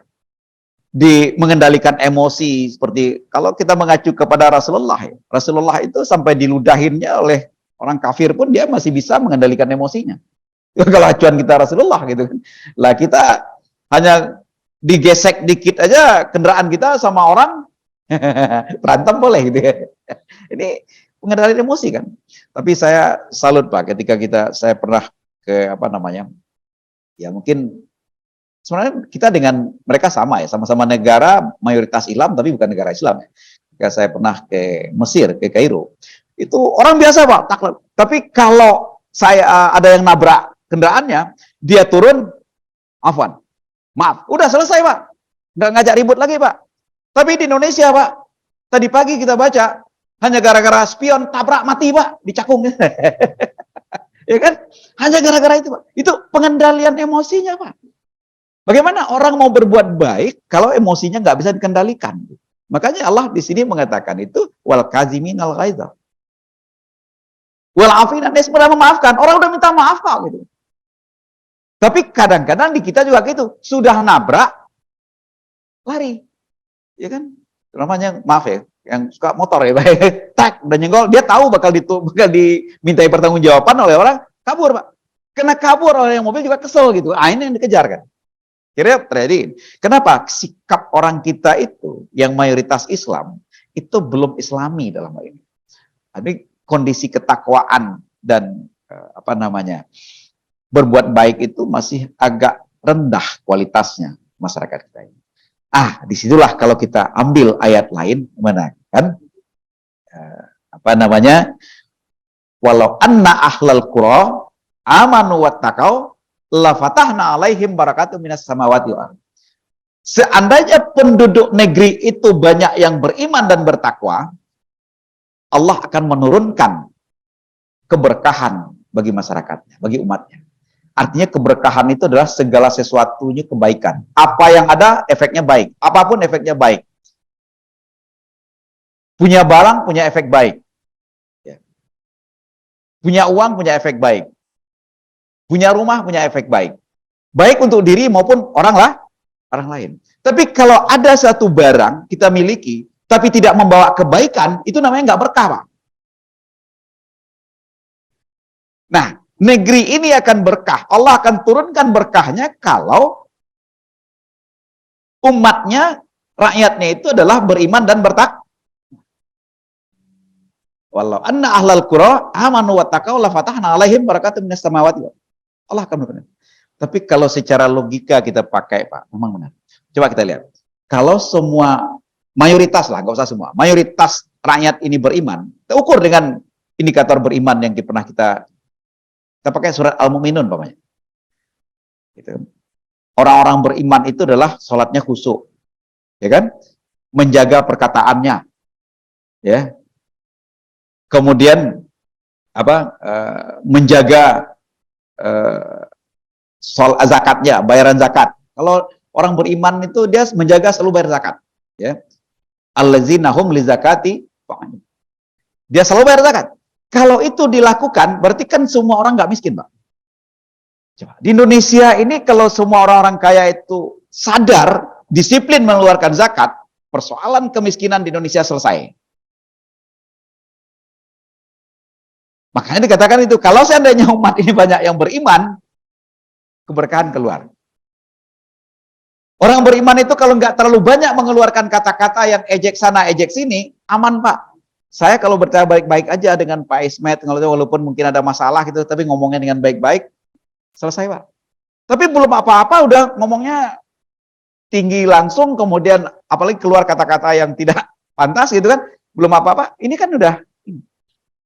Tapi dia ngaku beriman. Padahal ciri-ciri orang beriman itu meninggalkan kata-kata yang tidak baik, terpantas. Wallazina hum 'anil lagwi mu'ridun. Bukan. Itu ciri orang beriman. Nah, berikutnya apa? Orang yang selalu menjaga kehormatannya. Wallazina hum li furujihim hafizun. Enggak ada perzinahan, Pak. Apalagi LGBT, Pak. Jaga semuanya. Aman, Pak, dunia itu, Pak. Allah akan berkah.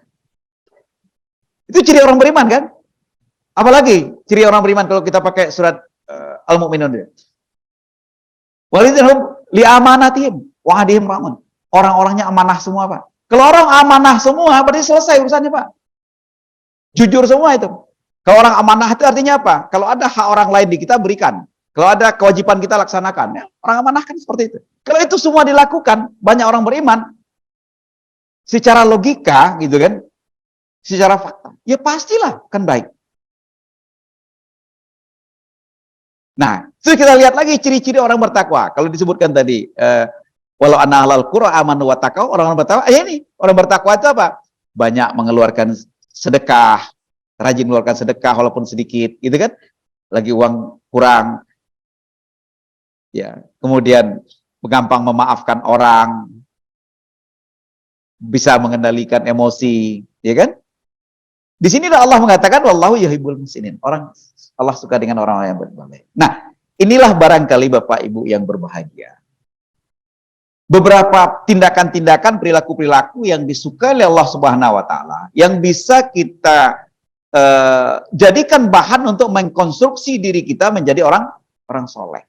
Jadi kita udah masuk dari memberikan hak orang lain itu dalam rangka hablum minan nas, kemudian dalam rangka hablum minallah kita masuk untuk meninggalkan hal-hal yang tidak diinginkan atau tidak disukai oleh Allah pada minggu yang lalu. Sekarang bagaimana kita melakukan hal-hal yang disukai oleh Allah, gitu kan? Supaya kita menjadi orang yang soleh. Nah, semua itu kita lakukan dengan cara apa? Harus punya prinsip, harus punya sikap hidup. Kalau enggak mungkin kita lakukan 3 kelompok besar tindakan itu. Sulit untuk kita lakukan. Kalau ataupun kita lakukan, kadang hilang. Tapi bagaimana dia bisa tetap? Artinya konstruksinya itu kokoh. Nggak mudah goyah konstruksinya. Itu dengan cara menanamkan fondasinya, menanamkan sikapnya itu dengan wabtaghi fima atakallah darul akhirah wala tansa nasibaka minad dunya wa ahsin kama ahsanallahu ilaik. Wala tabghil fasad fil ardi. Ini fondasinya di situ, sikap itu tadi. Sehingga mudah buat kita untuk mengendalikan, mengontrol perilaku kita, baik itu memberikan hak orang lain dalam rangka hablum minan nas tadi itu yang dulu, mengontrol untuk menghindari perilaku-perilaku yang tidak disukai Allah, dan mengontrol perilaku kita untuk termotivasi, untuk besar peluang kita melakukan hal-hal yang disukai oleh Allah Subhanahu wa Ta'ala. Saya pikir mungkin itu Bapak Ibu yang berbahagia yang mungkin bisa saya sampaikan sebagai pengantar diskusi kita pada malam hari ini. Kita buka untuk sesi diskusi. Mungkin semakin malam biasanya semakin menarik untuk kita diskusikan. Baik, terima kasih. Silakan Bapak Ibu yang kita coba untuk berdiskusi.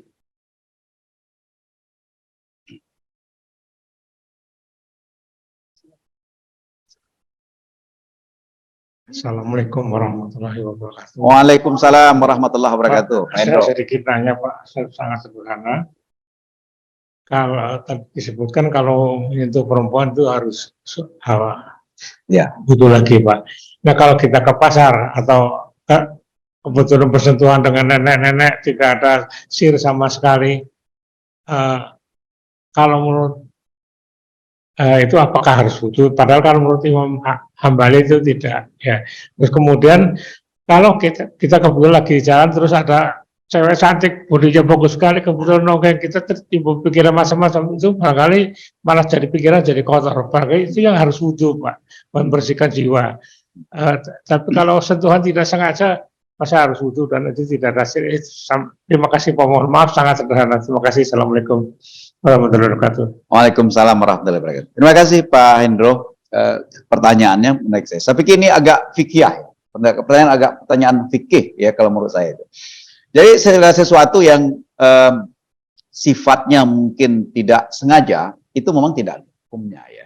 Kita menyenggol siapapun yang tersenggol oleh kita, menyentuh siapapun mungkin tidak. Sementara ayat yang kita pakai tadi itu, ayat itu sebenarnya dalam rangka untuk suci. Ya, dalam arti suci itu dalam artian suci dari hadas kecil gitu kan, untuk berwudu, karena ayat itu ayat tentang wudu, ya kan? Kan ayat pertama yang kita bacakan itu famsahu biru usikum, itu ayat tentang wudu, rukun wudu kan. Kemudian kalau nggak ada air kita boleh tayamum. Sementara batal wudunya. Yang membatalkan wudu apa? Disebutkan apabila Anda menyentuh perempuan katanya kan. Nah, menyentuh perempuan ini itu bisa dimaknai kalau menyentuhnya itu nyentuh sedikit saja gitu kan, apalagi tidak sengaja, tidak menyebabkan wudu itu batal. Ini tidak perlu. Tapi kalau menyentuh dalam artian mungkin perempuan dalam artian istri kita sentuh kemudian sampai pada membawa kita kepada apa, libido gitulah kira-kira ya. Walaupun tidak sampai melakukan hubungan badan gitu ya, kita tetap batal. Karena udah masuk ke dalam tingkat yang beda, tapi tidak perlu junub. Nah, segala sesuatu yang kita lihat yang dapat merangsang atau menstimulus libido kita, ya, sementara kita dalam kondisi berwudu, itu tergantung Pak sebenarnya. Kita yang tahu mengukurnya. Apakah libido kita itu betul-betul sampai terangsang atau tidak? Kalau malah tidak terangsang ya tidak apa-apa. Kalau sekedar melihat, ya bagaimana lagi? Bapak jalan dari rumah ke masjid gitu kan. Gini, ini komplek kita kan bukan muslim semua Pak. Ya, tiba-tiba ada anak tetangga kita masih gadis segala macam, ya maaf mungkin saja non muslim gitu ya. Dia pakaiannya seadanya gitu kan. Tiga mau ke masjid, Pak. Bapak udah butuh lagi nggak sampai masjid? Sepanjang itu tidak ada rasa yang betul-betul terasa, ya. Tahu libido kita itu kan kita, Pak. Kalau nggak ada ya sudah nggak apa-apa. Tapi jangan diulang lagi lihatnya, Pak. Gitu kan? Jangan dilihatin terus gitu ya. Kalau terlihat ya sudah, larikan aja pandangan ke yang lain supaya menjaga tidak memancing libido, sehingga tidak perlu itu tidak berhubung. Kira-kira gitu, Pak Endo. Silakan berikutnya barangkali.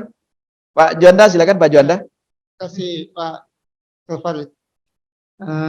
Saya tertarik, saya sebenarnya awalnya kurang paham juga model, karena ini kan lebih banyak SDM kan. Nah, setelah diskusi dengan Dr. Ihsan itu, model yang Bapak buat itu, kan ada variabel perilaku kontrolnya sebagai variabel kontrol ibadah, kemudian untuk jadi orang yang beramal soleh gitu kan. Terus akhirnya masuk surga gitu kan. Ini sebenarnya kalau saya lihat-lihat, ini saya pemikiran saja, Pak. Mungkin ini pemikiran dari mata kuliah perilaku organisasi, Pak. Ya, kalau di ekonomi.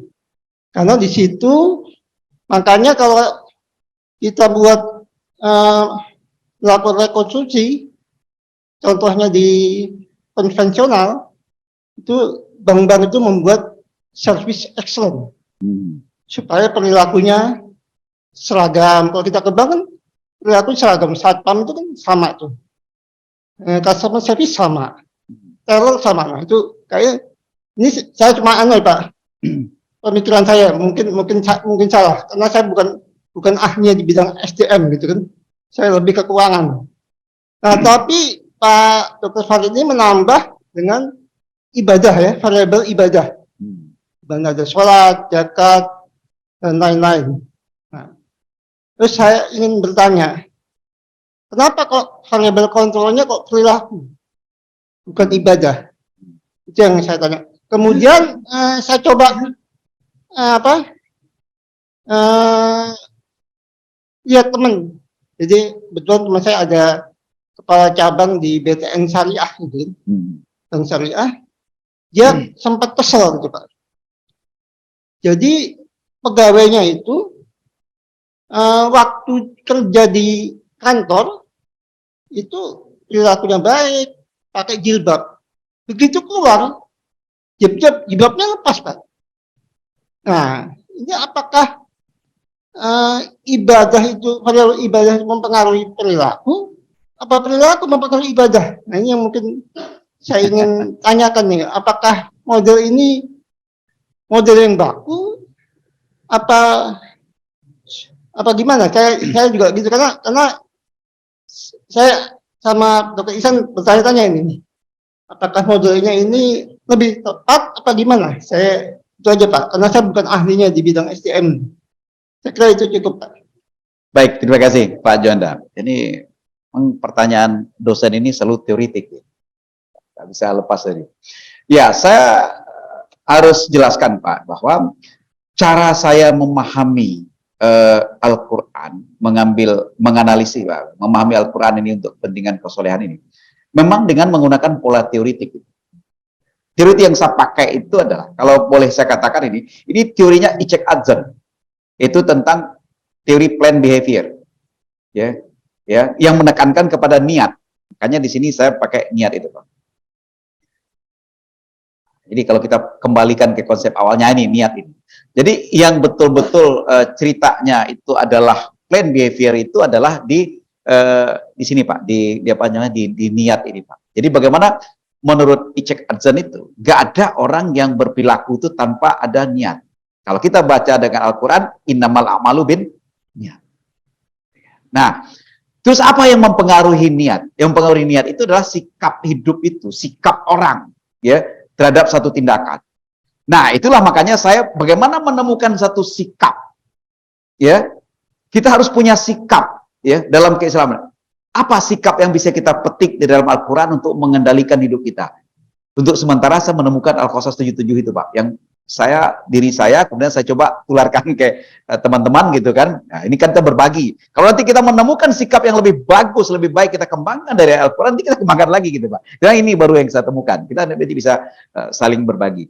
Kemudian pengaruh berikutnya itu adalah variabel yang kita sebut sebagai norma subjektif. Itu adalah orang lain yang menjadi orang terdekat kita, teman kita, jadi acuan kita yang ikut mempengaruhi kita.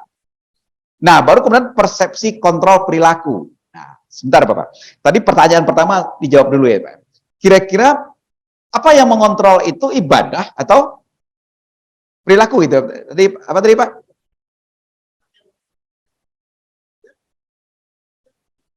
Oke.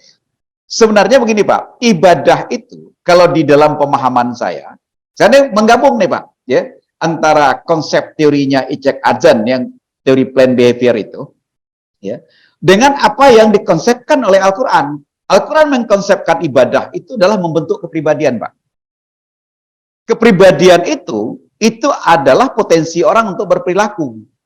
Ya. Itu disebut dengan personal karakteristik itu, Pak. Terbentuk di situ, Pak. Nah, dengan cara apa? Itu yang kita sebut dengan cara sholat. Ya. Kalau sholat itu membentuk kepribadian kita menjadi kepribadian yang baik. Inna sholata tanha 'anil fahsya'i wal munkar. Tujuannya itu Pak, jelas itu. Al-Quran sama-sama Al-Quran. Perintah sholat untuk apa? Al-Quran bilang untuk membentuk kepribadian kita menjadi orang baik. Kalau sudah terhindar dari perbuatan fahsya dan mungkar, ketika itu kita juga ada diskusikan apa yang fahsya, apa yang mungkar ya. Nah, berarti kita menjadi pribadi yang baik. Itu udah potensi kan, satu kan. Nah, kemudian kalau ibadah puasa itu kan membentuk pribadi orang menjadi pribadi takwa tadi itu kan, la'allakum takun. Ciri-cirinya tadi yang kita diskusikan di akhir kan, supaya menjadi. Tapi kalau biasa seperti itu, saya selalu memaknakan gini, itu puasa itu bukan dikatakan la'allakum muttaqin, Pak, bukan menjadi orang bertakwa, tapi la'allakum tattaqun. Tattaqun itu adalah bahasanya itu fa'il, Pak. Fi'il maksudnya, maaf salah. Itu adalah kata kerja. Jadi selalu berlaku, selalu berbuat menjadi orang takwa. Selalu melaksanakan tindakan-tindakan ciri-ciri takwa tadi. Bukan menjadi takwa, Pak. Bukan titel. Tapi adalah tindakan. Jadi bukan la'allakum muttaqin, tapi la'allakum tattaqun. Bentuk tindakan. Selalu berbuat gitu. Nah, dengan cara apa kita membentuk pribadi yang seperti itu? Itu adalah melalui puasa. Zakat juga gitu, ya. Khudz min amwalihim tutahhiruhum bi, untuk membersihkan hati kita, membersihkan harta kita biar nggak jadi orang pelit gitu loh kan. Jadi orang.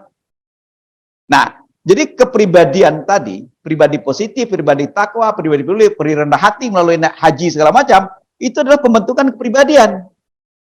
Tapi setiap orang yang memiliki kepribadian seperti itu, apakah dia menjamin bahwa dia akan selalu menjadi orang soleh? Kalau kita lihat ciri-ciri orang soleh yang tadi, belum tentu, Pak. Kalau kita lihat, yang paling berat tadi itu adalah nanhaun anil munkar itu, Pak.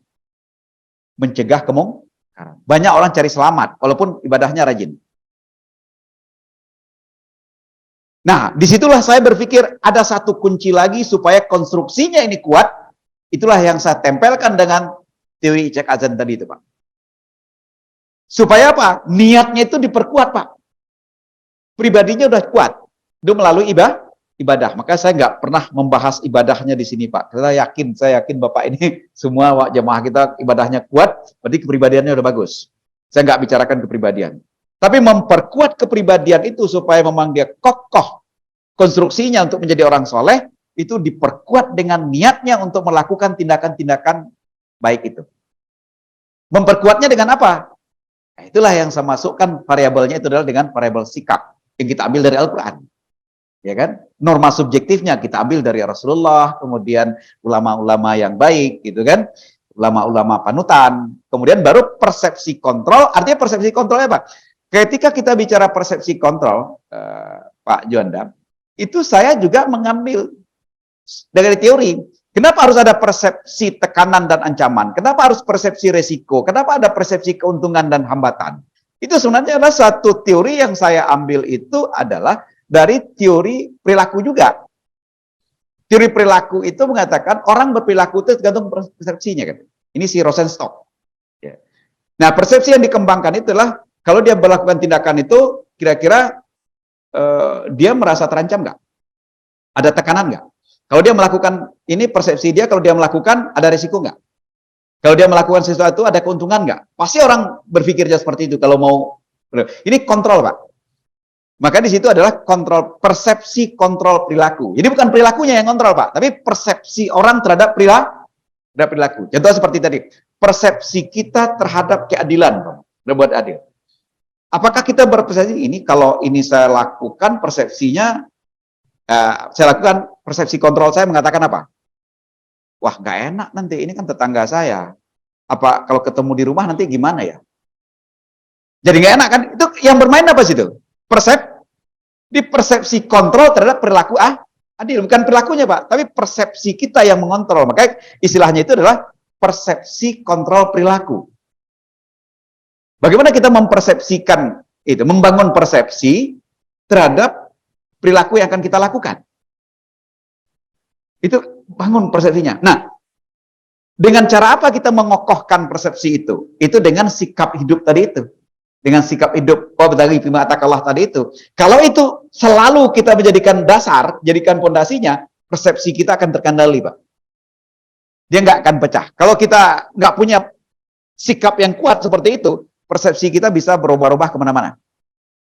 Jadi kalau saya tanyakan, yang mengendalikan itu ibadah atau perilaku? Ibadah adalah membentuk kepribadian. Kepribadian adalah potensi untuk menjadi orang soleh. Ya, jadi dia nggak bisa kita katakan mana yang lebih, mana yang kurang. Dia sama-sama berperan di situ. Nah, orang yang sudah berkepribadian baik itu kalau niatnya nggak kuat, nggak dijaga untuk melakukan suatu tindakan, itu bisa jadi tindakannya juga hilang, Pak. Makanya orang kadang salah, kadang untuk memperkokoh biar kita tetap utuh gitu. Kecil kemungkinan untuk kembali ke perbuatan-perbuatan yang menghalangi untuk jadi orang soleh, makanya niatnya kita jaga, kita perkuat. Ya. Kan Rasulullah mengatakan innamal a'malu binniyat. Untuk menjaga, memperkokoh niat ini, disitulah kita bangun sikap, kita bangun norma subjektifnya, kita bangun juga apa yang disebut dengan persepsi kontrol perilaku. Nah, persepsi kontrol perilaku ini kenapa itu yang saya bahas? Karena perilaku-perilaku yang mengantarkan kita untuk menjadi orang soleh, itulah yang tadi itu, dikelompokkan jadi 3. Perilaku untuk memberikan hak orang lain, perilaku menghindari yang tidak disukai Allah, perilaku yang disukai oleh Allah. Nah, bagaimana kita mempersepsikan, membangun persepsi itu? Jadi yang mengendalikan sebenarnya persepsi kita, Pak, untuk mengendalikan, memperkuat niat. Supaya potensi kepribadian kita yang sudah kita bangun susah payah dengan ibadah tersebut tidak sia-sia. Ini makanya saya katakan mengkonstruksi itu adalah kita memperkokoh konstruksi diri kita untuk menjadi orang soleh. Kira-kira gitu, Pak Janda. Ya, silakan, Pak. Kan lembaga-lembaga syariah kan makin berkembang sekarang, Pak. Lembaga apa, Pak? Lembaga syariah. Oh ya. Ya kan? Jadi kalau kita ingin cari SDM yang beramal soleh yang baik, itu yang kita lihat dulu apa? Ibadahnya dulu, apa perilakunya dulu? Ya mungkin saya lagi berpikir, karena banyak kasus, Pak, sekarang itu. Fenomenanya perilakunya dulu yang lebih ditonjolkan. Sehingga ibadahnya nggak dilihat tuh. Tiba-tiba dia jadi masuk tuh, jadi di atas gitu kan. Karena banyak direksi yang sebenarnya nggak tahu syariah itu di bank syariah. Sering kebalik-balik, murabah kebalik-balik. Bahkan mahasiswa saya itu sempat ngomong, karena banyak laporan kan. Karena saya ngajar di UIN tuh, Pak, saya sedih, Pak, sebagai alumni UIN kerja di bank syariah, tapi bos saya izin sholat susah, Pak. Kenapa, Pak? Kenapa sih dia? Ternyata dia bukan dari bank syariah, dari bank konvensional. Dan pendidikannya konvensional ini. Jadi saya ragu nih, apakah ibadahnya dulu yang dilihat, apakah perilakunya? Nah, menurut Pak Farid gimana? Ini Karena ini fenomena ini muncul nih Pak sekarang Pak, dan makin besar gitu. Itu yang saya bingung gitu.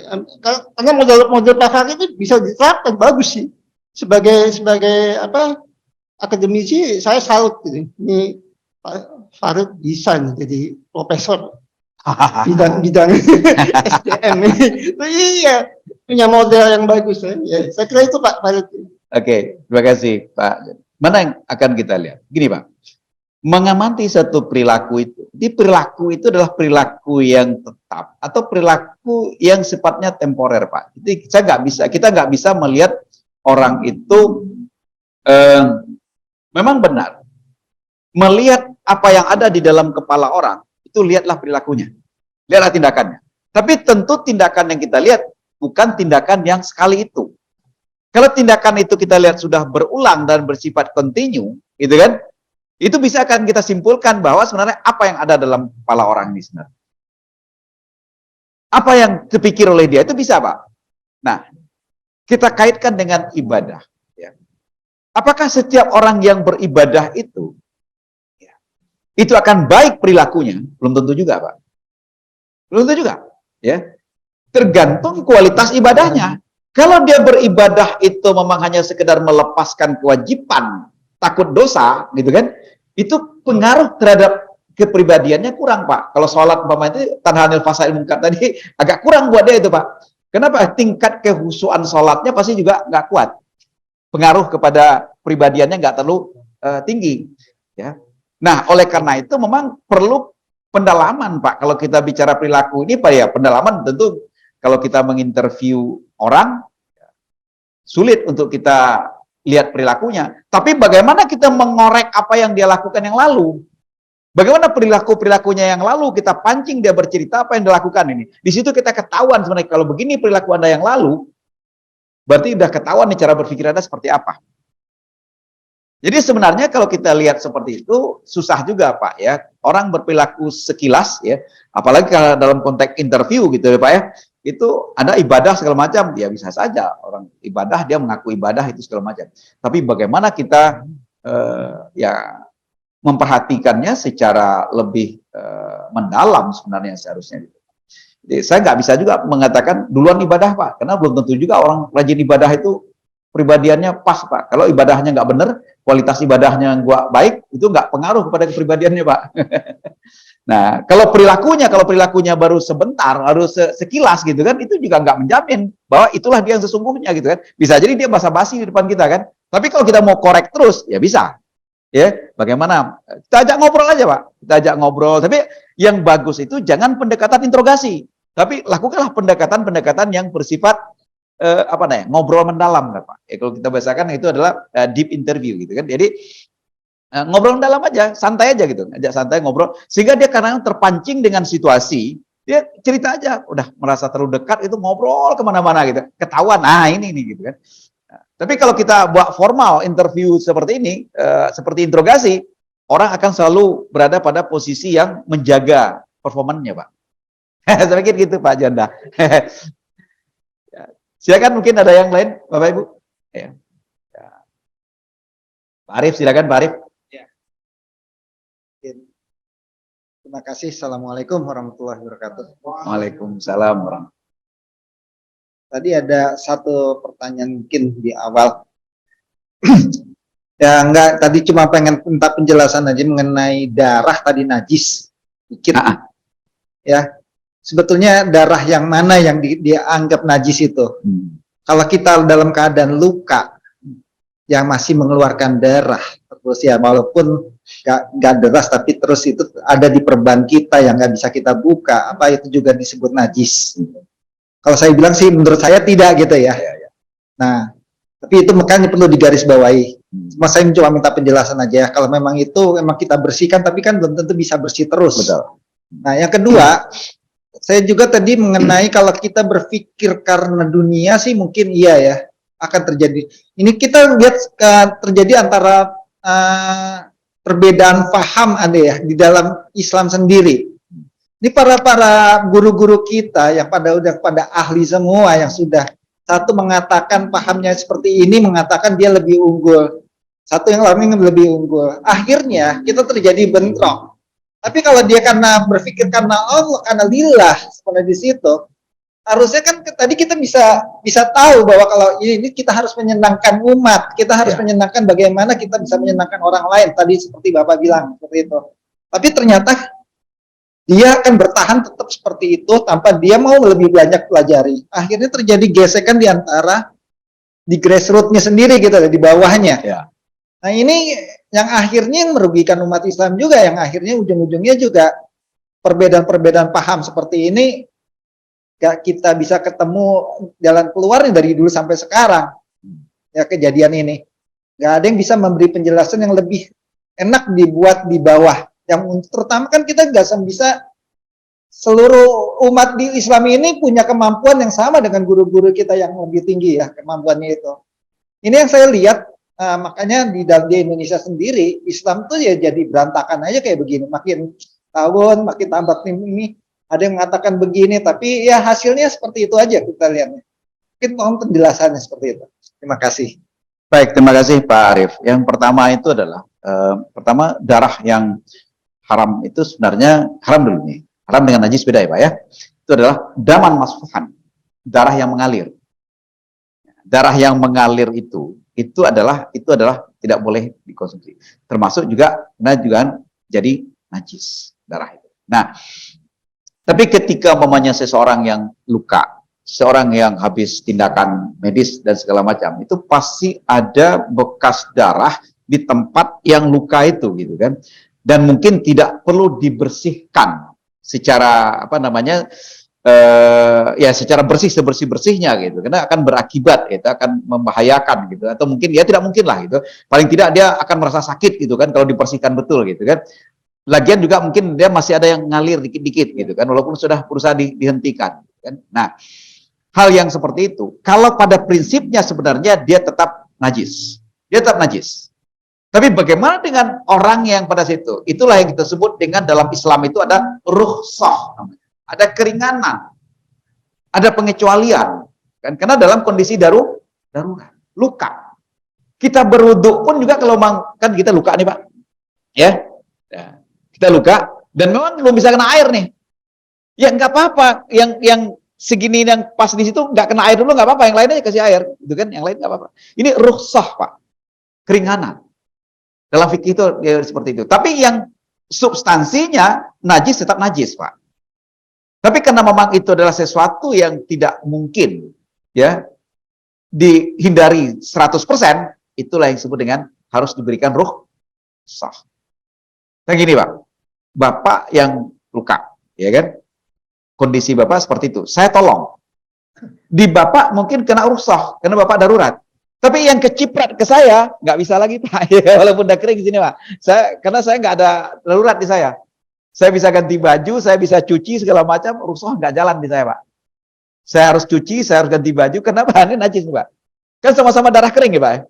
Darah sini udah kering, di Bapak juga. Tapi di Bapak, karena di perban Bapak itu nggak mungkin dibuka perbannya malah bahaya, darurat, rukhsah dapat di Bapak. Kalau saya nggak bisa Pak. Tapi yang substansi najis tetap najis. Nah, itu barangkali Pak Arief untuk yang hal itu. Kemudian masalah khilafiyah, perbedaan pendapat. Kalau bagi saya Pak Arief, makanya di sini saya berusaha ya untuk menyebarkan sikap hidup ini. Jadi kalau ulama-ulama, intelektual kita itu, ketika dia memberikan fatwa, ketika dia memberikan pendapat, itu memang dasarnya itu adalah karena kepentingan akhirat, gitu kan? Selesai urusannya Pak. Jadi saya menyampaikan ini kepada teman-teman segala macam gitu. Ya, ini dalam artian supaya kita sama-sama saling mengingatkan, membawa ke dalam situasi kita untuk menjadi orang soleh. Tapi Bapak nggak sependapat dengan saya nggak apa-apa. Saya nggak harus paksakan. Biarin aja lah. Orang juga berhak untuk berpendapat. Tapi Bapak tidak sependapat dengan saya umpamanya, jangan dipaksakan supaya saya harus merevisi. Pada waktunya mungkin nanti akan saya revisi kalau saya nanya ilmu saya belajar lagi ketemu gitu kan, bisa berubah ya. Ulama-ulama lama pun juga pernah merevisi fatwanya, sehingga disebut ada kaul qadim, ada kaul jadid, gitu kan? Ada fatwa yang lama, ada fatwa yang baru dari orang yang sama, karena dia selalu belajar. Ya. Nah, kenapa terjadi hal yang seperti disampaikan oleh Pak Arief tadi? Karena orang terlalu merasa bahwa gengsi. Pertama itu, yang kedua itu sikap hidup tadi itu, Pak. Sikap hidup dia sebagai seorang ulama, sebagai apa? Untuk apa? Kalau sikap hidupnya sebagai orang ulama itu harus mengumpulkan pengikut gitu, followernya gitu kan, mengumpul jamaahnya gitu kan. Nah ini jadi masalah, Pak. Jadi banyak-banyakan jamaah gitu kan. Ah ini yang diusahakan untuk membangkitkan emosi massa gitu kan, untuk bisa mengikuti dia. Sehingga orang yang berbeda pendapat itu diberikan juga tantangan, dia massa diadu massa gitu kan. Ini yang berbeda, yang beda mungkin barangkali menurut saya, Pak. Kalau ilmunya bagi saya, orang-orang sekarang, ulama-ulama kita sekarang juga ilmunya luar biasa kalau menurut saya. Kita mengukur orang itu kan sesuai dengan masanya gitu ya, Pak ya. Bagus-bagus. Tapi ada diantaranya itu ya sikap hidupnya. Ya nggak usah jauh-jauh lah, Pak. Kiai-kiai kita lama, Pak, itu nggak pernah nagih, nggak pernah nanya itu berapa iuran orang bayarnya santri di pesantren. Anda mau nyantri, ya nyantri aja. Ya. Kalau nggak ada makan ya cari di sekitar pesantren itu kan gitu. Kan ceritanya gitu. Benar-benar ikhlas. Kiai-kiai kita, ustaz-ustaz kita dulu ulama-ulama kita itu. Kalau saya ingat itu yang namanya Pak Air Fakhruddin itu kan, kalau saya baca ya, salah satu tokoh Muhammadiyah itu dia pergi kemana-mana, itu dia nggak terima apa-apa. Dia nggak mau ceramah kemana-mana itu disanguin segala macam. Padahal sampai naik sepeda, kayak ceritanya itu kan kemana-mana itu, berapa kilo-kilo. Tapi sehingga ada orang yang kasihan melihat dia, karena nggak mau dikasih apa-apa gitu kan, sampai ngenjot sepeda itu berkilo-kilo gitu kan. Ada orang kaya beliin motor, Pak. Nah, mau dia, dialah diterima gitu. Tapi supaya dia nggak tahu gitu kan, bahwa dia diberikan apa segala macam, itu ada yang mengisi BBM dia itu tanpa, Ustaz, kayak pinjam motornya sebentar boleh? Nggak boleh, pinjam. Tapi nanti diisi. Terus kalau dikasih dia nggak mau. Dia ada satu sikap bahwa saya ini sedang mengajari umat. Saya sedang memberikan ini kepada orang lain. Sehingga kalau orang nggak terima, ya sudah, nggak apa. Tapi ketika itu punya kepentingan, kalau saya berdakwah nanti nggak ada pengikut saya segala macam gitu kan, nilai saya kan turun. Kalau lagi ramai, lagi di ini orang gitu kan, sekali ceramah 10 juta kan gitu kan. Kalau udah nggak ada pengikut kan, kan nggak laku lagi, nggak ada yang manggil kan. Ya nggak ada yang manggil ya nggak apa-apa. Yang penting kita menyampaikan sesuatu kebenaran. Mungkin sikap hidup ini yang berbeda barangkali, Pak, di antara para intelektual ulama lama yang klasik dulu itu, sehingga tidak pernah terjadi berantem antara Imam Syafi'i dengan imam-imam yang lain gitu kan. Nggak pernah saling tuding, nggak pernah saling ejek, nggak pernah saling apa. Kalau sekarang kan saling ledek, ustadz sama ustadz aja saling ledek gitu kan, aneh gitu, Pak. Kenapa? Karena prinsip hidup tadi, Pak. Di sini saya mencoba mengembangkan sikap hidup seperti apa yang harus ada dalam diri kita menghadapi, supaya kita betul-betul bisa mengkonstruksi diri kita menjadi orang soleh. Ya. Kalau bahan-bahannya itu sudah disediakan oleh Allah, Pak. Perbuatan apa yang harus kita lakukan? Tindakan apa yang harus kita lakukan? Rambu-rambunya sudah ada semua dalam Al-Quran, Pak. Kita mau mengkonstruksi itu apa enggak gitu kan? Kita mau menjadikan diri kita jadi orang soleh apa enggak? Gitu. Pastilah mau. Tapi bagaimana supaya konstruksinya itu kuat? Perlu ada fondasi yang disebut dengan sikap tadi itu, Pak. Nah, persoalannya ilmu boleh tinggi, Pak. Tapi kalau sikap ini nggak kuat, nah disinilah kita bisa berbeda pendapat aja, kita serang orang gitu kan. Nah, serang menyerang ini yang kalau menurut saya kurang pas ya. Ini pendapat saya, Pak Arief ya, melihat fenomena yang ada gitu kan. Perbedaan ulama saat ini dengan ulama klasik dulu gitu kan. Karena kita nggak ada ulama klasik, nggak ada yang berantem, Pak. Baik itu pengikutnya maupun dia sendiri gitu kan. Karena sikap hidup dia, tujuan dia untuk mengembangkan agama itu, ilmu agama, mendalami ilmu agama, menyebarkan ke orang lain itu ya lillah gitu kan, karena Allah gitu kan, karena merasa ada terpanggil untuk mencerdaskan orang dalam beragama gitu, Pak. Seperti gitu, Pak Arief. Pak. Ya. Mungkin jadi kalau saya lihat ya, kita misalnya perbedaan antara mazhab aja kita lihat ya. Kalau kita memang di Asia ini kan mazhab yang terkenal adalah Syafi'i. Ya. Tapi kalau kita menggunakan mazhab Syafi'i pada saat kita umroh atau kita naik haji, repot Pak. Ya. Terutama pada saat tawaf. Kita pasti bersenggolan dengan lawan jenis kita, bisa batal semua Pak. Ya. Kapan lagi kita bisa tawaf dalam satu putaran? Bisa-bisa seharian pun kita nggak bisa dapat satu putaran, karena kita wudhu terus. Dan sedangkan wudhunya jauh. Nah, tapi kalau kita dijelaskan antara perbedaan mazhab ini, sebetulnya kenapa sih Syafi'i bisa sampai harus berwudhu, sedangkan yang di mazhab lain tidak perlu sampai berwudhu, asal yang tadi Bapak bilang, ada nggak rasa sernya itu loh. Nah, itu kan terjadi perbedaan itu yang kita mesti jelasin. Tapi kalau sekarang kita cuma perbedaan itu akhirnya menyalahkan bahwa saya tuh lebih tinggi sampai ini rasa di golongannya. Tapi mazhab lain juga ngomong saya lebih enak begini-gini. Tapi nggak dijelasin kelebihan kekurangannya itu supaya kita, oh ini kalau sampai ini lebih berhati-hati. Pada prinsipnya sih sama, gitu loh. Gitu loh. Itu aja sebetulnya. Kayak kita lihat, tapi kita ini ujungnya cuma jadi bentrok aja seakan-akan seperti itu. Ya kan? Ya kayak terjadi perbedaan. Kenapa di Syafi'i ada kunut, di sana ada kunut? Kenapa? Pertanyaan itu karena mereka tidak tahu asal usulnya seperti itu. Mungkin ya sebagian seperti itu. Itu aja sih mungkin saya lihat. Jadi sebenarnya guru-guru kita tuh kurang bantu menjelaskan kepada murid-muridnya kali ya, kepada santri-santrinya supaya dia dapat melihat perbedaan ini supaya mereka paham. Jadi tidak bisa menyalahkan satu dengan yang lain. Itu aja mungkin kali. Oke, benar Pak Arif. Sebenarnya gini, fikih itu sifatnya itu fikih, Pak. Yang diperdebatkan kan fikih. Banyak yang Nah, sebelum itu saya jawab, apa beda fikih dengan syariah? Syariah itu adalah nas-nas yang menjadi sumber hukum seperti ayat Al-Quran dan hadis. Ya, teksnya itu disebut dengan syariah itu. Fikih itu apa? Fikih itu adalah hasil pemahaman orang, ulama terhadap nas itu, terhadap ayat Al-Quran atau hadis. Sehingga menimbulkan hukum. Itu disebut dengan fikih. Nah, fikih itu sifatnya kondisional. Itu satu. Fikih itu kena pemahaman, itu tergantung perspektif, Pak. Tergantung pengalaman orang yang memahami. Nah, kalau Imam Syafi'i, kita tahu persis. Imam Syafi'i ini kan hidupnya di Mesir, Pak. Dekat dengan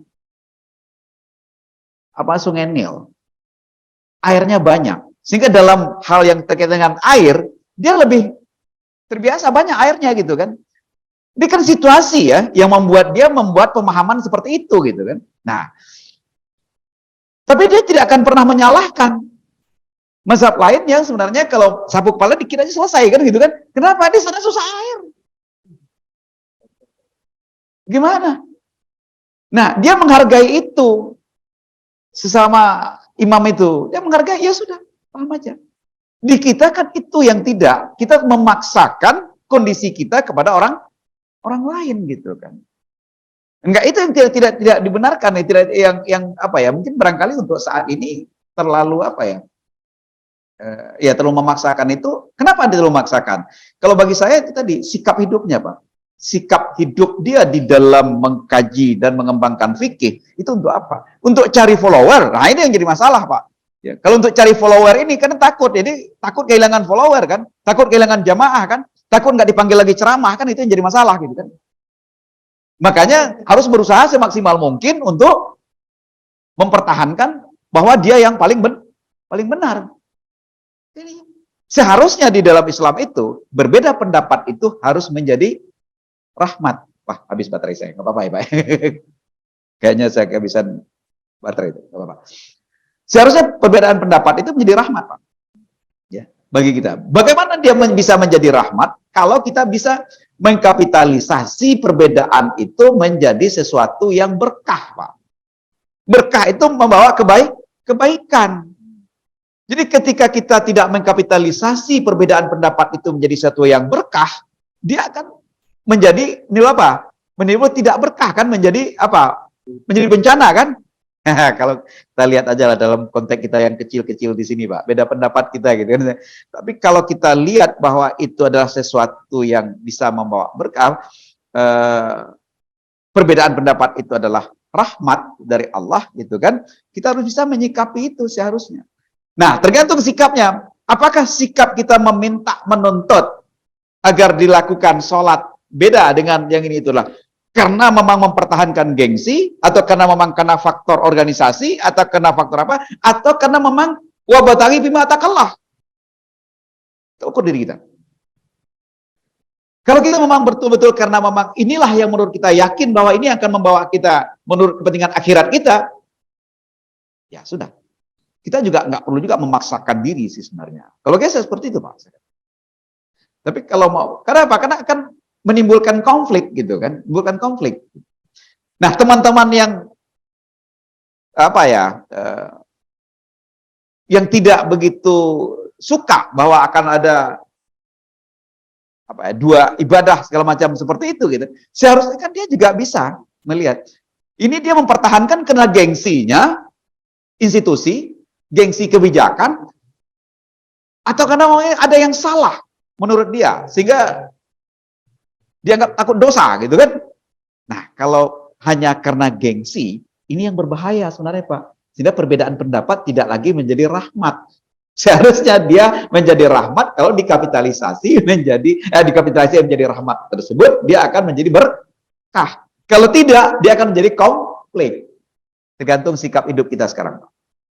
Yuk kita tunaikan. Kita contohkan bahwa kita ya MSK ini membangun satu sikap keakhiratan yang lebih baik. Ya sudah. Ngapain kita harus konflik? Kita lihat aja, nggak apa-apa. Karena apa yang terjadi itulah ketetapan Tuhan yang terbaik buat kita. Kalau bagi saya kayak gitu aja, Pak.